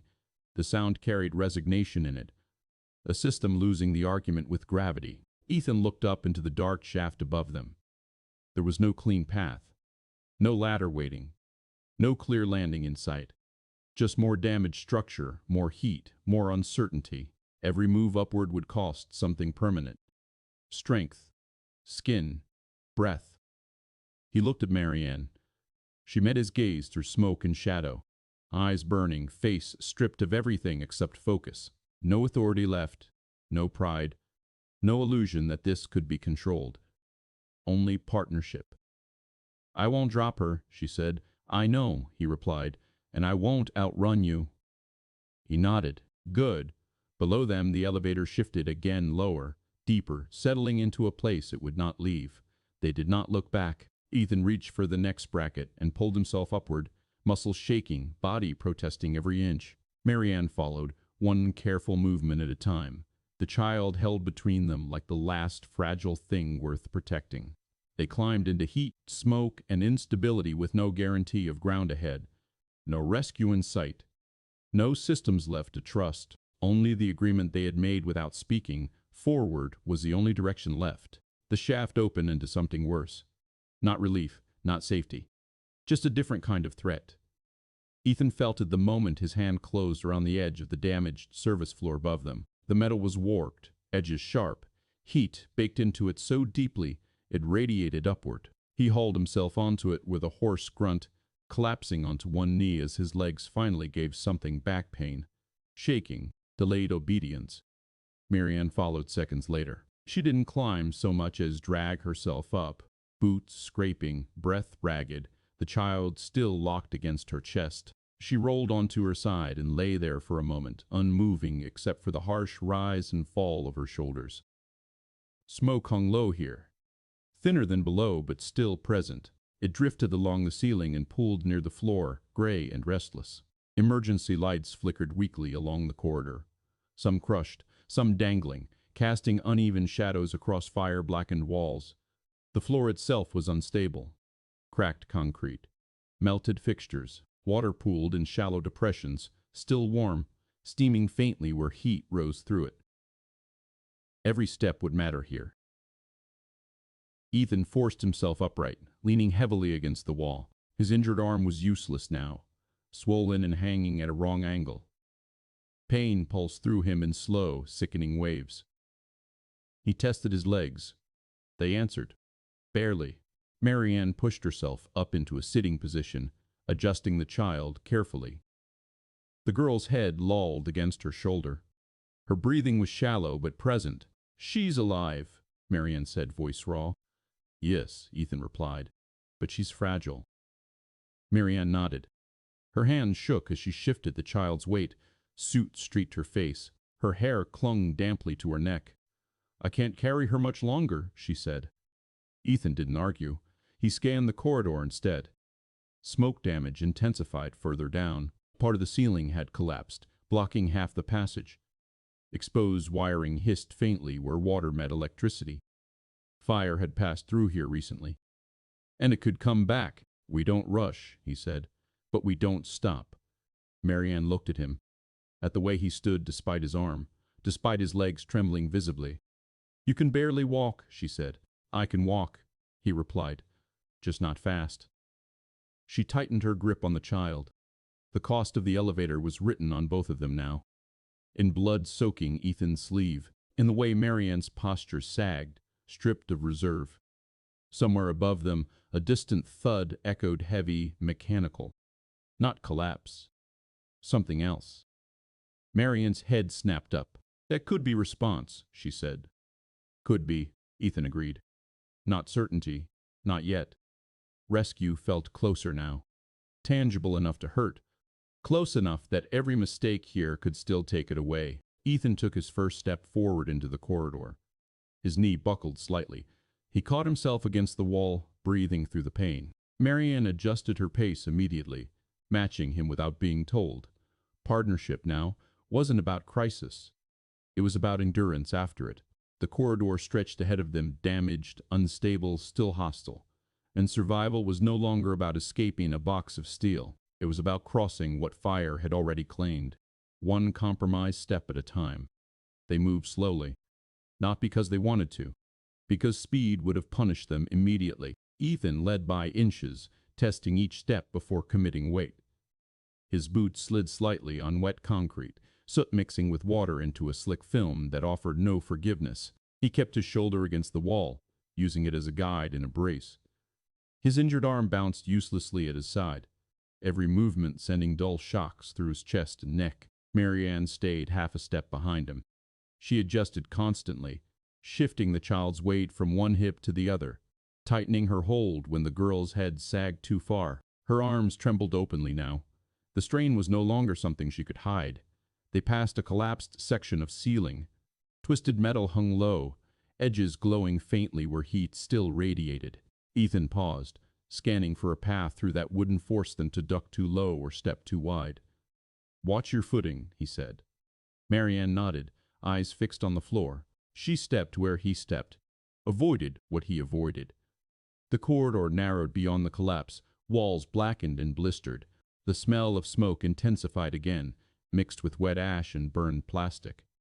Ethan's lungs burned with each breath, but the air was moving here. Thin currents flowed toward a distant opening somewhere ahead. He noticed it immediately. "Air's better this way," he said. Marianne lifted her head slightly. "I feel it." The child coughed faintly. A weak sound, but real. Marianne stopped instinctively, panic flickering across her face. Ethan turned back. "Don't stop," he said gently. "She needs the movement." She swallowed and forced herself forward again. A section of the floor sagged ahead of them, concrete fractured and uneven. Ethan tested it with his boot. It held but flexed unpleasantly. "We go wide," he said, slow. He crossed first, distributing his weight carefully. His knee nearly gave out halfway across, but he caught himself on a protruding beam, pain tearing through his body. He waited until the shaking passed. Marianne followed, breath held, steps precise. The floor creaked beneath her, but it held. Once across, she sagged against the wall briefly, chest heaving. "I can't feel my arms," she said. "I know," Ethan replied. "Switch with me." She looked at him sharply. "You can't carry her." "I can hold her for a minute," he said. "That gives you another 5. She hesitated. Pride flared and died quickly. "All right," she said. The transfer was clumsy and dangerous. Ethan braced himself against the wall while Marianne carefully shifted the child into his good arm and chest. The girl's weight felt heavier than it should have. Or maybe Ethan was just weaker than he realized. He locked his jaw and held. Marianne shook out her arms, then immediately took up position beside him, ready to catch either of them if he faltered. They moved again. Somewhere ahead, a distant voice echoed faintly through the corridor, muffled, unclear. It might have been a shout. It might have been the building settling. Marianne froze. Ethan stopped her with a hand against her shoulder. "Don't chase it," he said. "We confirm." They listened. Nothing came again. Hope hovered. Dangerous and sharp, they resumed moving. Slower now, more careful than before. Every step cost something: strength, balance, breath. Every mistake threatened to undo everything they'd endured. Rescue felt possible, but the building hadn't finished deciding whether to let them have it.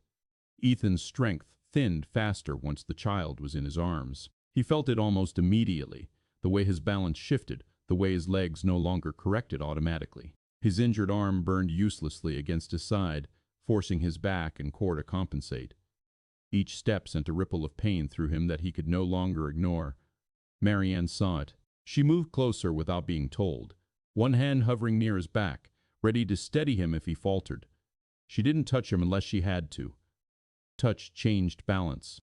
Balance was everything. The corridor widened slightly ahead of them, opening into what had once been a mechanical access area. Panels lay torn from the walls. Pipes burst overhead, dripping warm water that hissed faintly as it hit hot surfaces below. The air was clearer here, but hotter. Ethan slowed, scanning the space. "We rest," Marianne said quietly. He shook his head. "Not yet." She looked at his face, at the tightness around his eyes, the sheen of sweat soaking through his shirt. "You're shaking," she said. "Yes, you'll fall." "Not yet," he repeated. The child stirred weakly, a faint sound escaping her lips. Ethan lowered his head instinctively, checking her breathing. Still shallow, still there. That decided it. He leaned against a scorched support column and eased himself down carefully, sliding until he was seated on the floor. The movement cost him more than he wanted to admit. His vision dimmed. He waited until it cleared. Marianne knelt immediately, shielding the child from the floor, adjusting her position so the girl's head rested higher. "We take 30 seconds, she said, not asking. He didn't argue. 30 seconds stretched. Ethan focused on breathing. Slow, controlled, in through the nose, out through the mouth. The air here was thin but moving. Each breath helped more than the last. Marianne wiped her face with the back of her hand, leaving a streak of soot. Her shoulders sagged as she finally let the weight settle into her bones. "This is where choices come back," she said quietly. He nodded. "They always do." The elevator, the smoke, the climb, all of it had bought them this space and taken something permanent in return. A distant sound echoed again, clearer this time. Voices, multiple, shouting. Still far but real. Marianne froze, eyes wide. Ethan listened carefully, forcing himself not to move. "Again," she whispered. They waited. The voices came again, louder now. Commands. Boots on metal. The unmistakable cadence of organized movement. Rescue. Not guaranteed, but close enough to hurt. Ethan pushed himself upright with a sharp grunt, Ignoring the way his legs protested violently, Marianne stood with him, lifting the child carefully. "We go towards sound," she said. "Yes," he agreed, "but we don't rush." They moved again, following the echoing voices to damaged corridors and unstable floors. The building groaned around them, heat radiating through walls and ceilings, reminding them that collapse was still possible. Ethan stumbled once. Marianne caught him immediately, absorbing his weight without comment. He steadied himself and continued. They emerged into a partially intact stairwell, smoke-stained but standing. Light filtered down from above, dim but unmistakably natural. Marianne let out a shaky breath. "We're close," she said. "Yes," Ethan replied. The child stirred again, coughing weakly. Ethan adjusted his hold, heart pounding as he listened to her breathing. Rescue was no longer a theory. It was a direction, but the cost of earlier choices was written in every step Ethan took, in every tremor in Marianne's arms, in the fragile weight between them. They climbed the first stair together. Not fast, not clean, but forward. And for the first time since the elevator stopped, survival felt like something that might end one way or another. The stairwell narrowed as they climbed, not by design, by damage. Concrete had fractured along the inner wall, leaving jagged edges that scraped against Ethan's shoulder as he passed. He adjusted automatically, angling his body to shield the child, even as pain flared sharply through his back and useless arm. Each step up felt heavier than the last, not because the stairs were steep, because survival was catching up to them. Marianne moved beside him, close enough that their shoulders brushed occasionally. She didn't speak. She didn't rush. She watched his feet more than the steps ahead, ready to compensate if his balance faltered. He stumbled once. Not a fall. Just a misjudged step where his knee didn't lift high enough. Marianne reacted instantly, shifting her weight into him, one arm bracing his back while the other kept the child steady. They didn't stop. Ethan nodded once in acknowledgement. She nodded back. No words. None were needed. Above them, voices echoed again, clear now. Commanded. Human. The sounds of coordination and urgency carried down the stairwell in uneven bursts. Hold position. Watch your footing. Medical on standby. Ethan felt something loosen in his chest at the sound, not relief. Permission. Permission to keep going without having to plan the next impossible thing. The child stirred weakly in his arms. Her breathing hitched, then settled again, shallow but consistent. Ethan adjusted her carefully, angling her head so her airway stayed clear. His hands moved from memory now. Muscle memory built in places that had never expected this kind of use. Marianne noticed the way he never looked down when he did it, the way his focus stayed outward, scanning for hazards even as he cared for her. "You can hand her back," she said quietly. "We're almost there." He shook his head. "Not yet." She didn't argue. The stairwell opened into a wider landing, scorched black along one side. A section of railing had collapsed entirely, leaving open space that dropped into darkness below. Ethan slowed instinctively. They edged along the intact wall together. A firefighter appeared above them, emerging through the smoke like something solid cutting through fog. His helmet lamp swung wildly before fixing on them. "There!" he shouted. More voices followed. Boots. Equipment shifting. Ethan stopped then. Not because he couldn't go on, but because this was the point where momentum changed hands.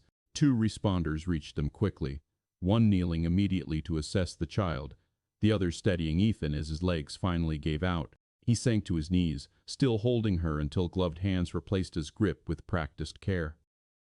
"She's breathing," one of them said. "Weak, but breathing." Ethan nodded once. That was all he needed. Marianne stood a step back, chest heaving, arms hanging uselessly at her sides. Soot streaked her face. Her coat was gone. Her shoes were scuffed beyond recognition. No one addressed her at first. She didn't mind. She watched as the child was transferred onto a stretcher. Oxygen mask fitted gently, small chest rising more evenly now. Ethan stayed close, one hand resting briefly on the edge of the stretcher before a medic guided him aside. "Sir, you're injured," the medic said. "Yes," Ethan replied. Only then did Marianne step forward. "He carried her the entire way," she said. Her voice was steady but quiet. His arm's been compromised for hours. The medic nodded and shifted attention accordingly. Ethan looked at Marianne then. Really looked. She met his gaze without flinching. No relief in her expression. No pride. Just acknowledgement. This wasn't triumph. This was aftermath. They were guided upward together, slower now, bodies finally allowed to register damage. Each step felt unreal, disconnected from the hours of pressure that had shaped them. When they reached open air, it didn't feel victorious. It felt cold. Lights flashed. Sirens wailed distantly. The night sky hung overhead, streaked with smoke and reflected firelight.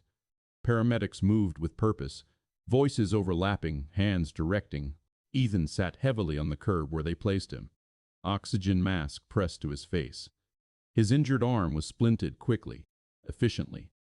Pain bloomed as sensation returned in waves. Across from him, Marianne sat down as well, not because she was told to, because she no longer needed to stand. They didn't speak. They watched the child being loaded into an ambulance, watched doors close, watched the vehicle pull away, lights flashing, sound fading into distance. Ethan exhaled slowly. Something ended there. Something else remained. Time moved strangely once they were outside. It didn't slow. It fractured. Ethan became aware of small, disconnected details. The rough texture of the curb beneath his palm, the weight of the oxygen mask strap digging into his cheek, the way his injured arm throbbed in pulses that no longer felt abstract. Pain had shape now. Boundaries. A medic knelt in front of him, speaking steadily, asking questions that required simple answers. Name. Ethan. Can you stay with me, Ethan? Yes. Across the staging area, Marianne sat on the back step of a fire engine, elbows on her knees, head bowed slightly. A blanket had been placed around her shoulders at some point. She hadn't noticed when. She hadn't pulled it tighter. An emergency supervisor approached her, clipboard in hand, posture stiff with recognition. "Miss Holt," he said, "we need to." She lifted her head and looked at him, not sharply, not angrily, just directly. "You'll need to wait," she said. "There's a child ahead of me." The supervisor hesitated, thrown off balance. He nodded once and stepped away without argument. Ethan saw it from across the space. Not the authority in her voice, but the absence of it. She hadn't asserted rank. She hadn't demanded priority. She had simply stated a fact and accepted the consequence of it. A responder moved toward her with a bottle of water. She took it, stared at it briefly, then unscrewed the cap and drank slowly, carefully, as if she had learned something permanent about scarcity. She wiped her mouth with the back of her hand and looked up just as Ethan met her gaze. Their eyes held. No gratitude passed between them, no explanation, no attempt to define what had happened, just recognition. A medic approached Marianne next, checking her vitals, shining a light briefly in her eyes. She complied without comment, shoulders slumped, exhaustion etched deeply into her posture. "You should be transported as well," the medic said. She shook her head. "After him." The medic glanced at Ethan, then nodded. "All right, but you're next." Marianne accepted that without resistance. Ethan was loaded onto a stretcher shortly after. As they lifted him, pain surged through his arm and chest hard enough to make him gasp. He closed his eyes and wrote it out, refusing the urge to apologize for it. As they wheeled him toward the ambulance, he passed Marianne. She stood as he went by, stepping aside to give them room. Their eyes met again. "She stayed conscious," she said quietly. "All the way out." Ethan nodded. "You did more than that." She shook her head once. "I did what was left." The doors closed between them. Inside the ambulance, the world narrowed again, but this time safely. The hum of equipment replaced the groan of steel. Oxygen flowed clean and cool. A medic adjusted the mask and spoke calmly as they checked his arm again. "You're lucky," the medic said. "That injury could have cost you function." Ethan didn't answer. Luck wasn't what he was thinking about. The ambulance slowed at a light, then accelerated again. Sirens wailed briefly, then cut out as traffic cleared. Through the rear window, the building receded dark, damaged, still breathing smoke into the night. A place that had stripped them down to essentials and left its mark on all of them. At the hospital, everything moved faster. Bright lights, clean smells, rapid assessments. His daughter was already there, already being worked on. He caught a glimpse of her through glass partition, small, still oxygen mask in place, chest rising more evenly now. That was enough. They set him up on a bed nearby, arm immobilized, fluids running. The adrenaline drained quickly, leaving him hollow and heavy. Minutes or hours later, Marianne appeared in the doorway. She wore hospital-issued clothing now, plain, ill-fitting. Her hair was pulled back hastily, soot washed from her face but leaving faint shadows beneath her eyes. She stopped when she saw him awake. "You're here," she said. "Yes." She stepped inside and stood beside the bed, hands clasped loosely in front of her. She looked at his arm, the monitors, the IV. "They said she'll recover," she said, slowly. Ethan closed his eyes briefly, then opened them again. "Good." Neither of them smiled. Recovery wasn't a victory lap. It was work. Marianne stayed there for a while. She didn't sit. She didn't fill the silence.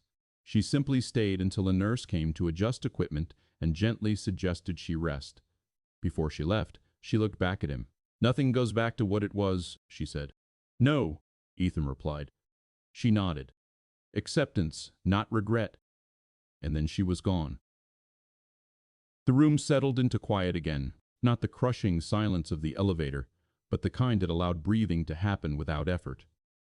Ethan stared at the ceiling, thinking not about what he'd lost, but about what remained. Morning came without ceremony, not sunlight flooding the room, just a gradual thinning of shadows, a soft shift in the color of the ceiling above Ethan's bed. Machines hummed steadily, footsteps passed in the hallway. Somewhere down the corridor, a cart rattled, then faded. Ethan woke fully when his daughter's name was spoken. Not loudly, just clearly. A nurse stood near the foot of the bed, chart in hand.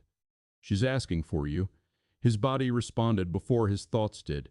He tried to sit up and failed, pain flaring through his arm and chest. The nurse was there immediately, steadying him, helping him shift instead. "She's stable," the nurse said. "You can see her. Just slow." Slow had become familiar.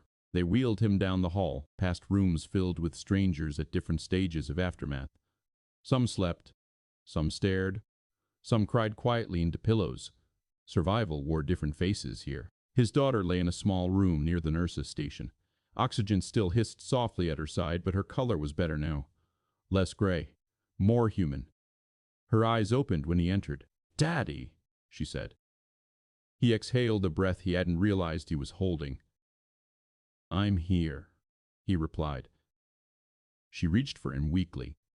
He took her hand carefully, mindful of the IV taped to her small arm. "Did we get out?" she asked. "Yes." Her brow furrowed. "The lady?" "She's okay," he said. "She helped." The answer satisfied her. Her eyes drifted closed again, fingers still wrapped around his. Ethan stayed until her breathing deepened into real sleep. Then he let the nurse wheel him back. Later, how much later, he couldn't say. Marianne returned. She stood in the doorway for a moment this time, not entering right away.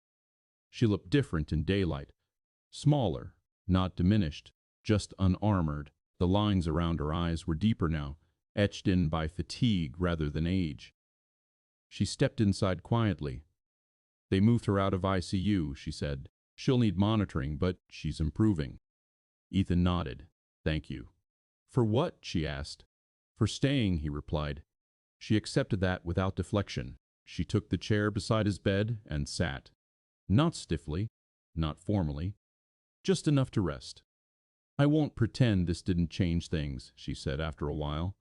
"No," Ethan replied. "It did." She looked at her hands. They still shook slightly when she held them still. "I've spent years believing responsibility meant distance," she said. "That if you stayed above the problem, you could manage it." "And now?" he asked. She met his gaze. "Now I know some weight has to be carried." They sat with that. There was no apology, no absolution. None was needed. A doctor came in briefly, spoke in measured tones about recovery timelines, about physical therapy, about follow-ups.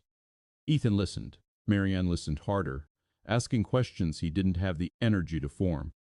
When the doctor left, She wrote things down on the back of a folded discharge paper. Practical. Grounded. She stood to leave a little later. I'll make sure there's support, she said. Not favors. Structure. He nodded. That matters. At the door, she paused. You don't owe me anything, she said. I know. And I won't pretend I understand everything you did in there, she added, but I saw it. He looked at her. That's enough. She left then. Not as his boss. Not as a symbol. Just as someone who had shared a boundary where control ended and responsibility began. Ethan lay back against the pillow, exhaustion finally claiming ground it had been denied for days. His arm ached. His body would bear marks that wouldn't fade quickly. Some might never fade at all. But when he closed his eyes, he didn't see falling steel or smoke-filled shafts. He felt a small hand in his. Survival had taken something from all of them. Strength, illusion, distance. What remained wasn't victory. It was continuity, the quiet knowledge that when systems failed and authority dissolved, people still chose to carry each other. And that choice, earned, costly, unrepeatable, was enough to endure.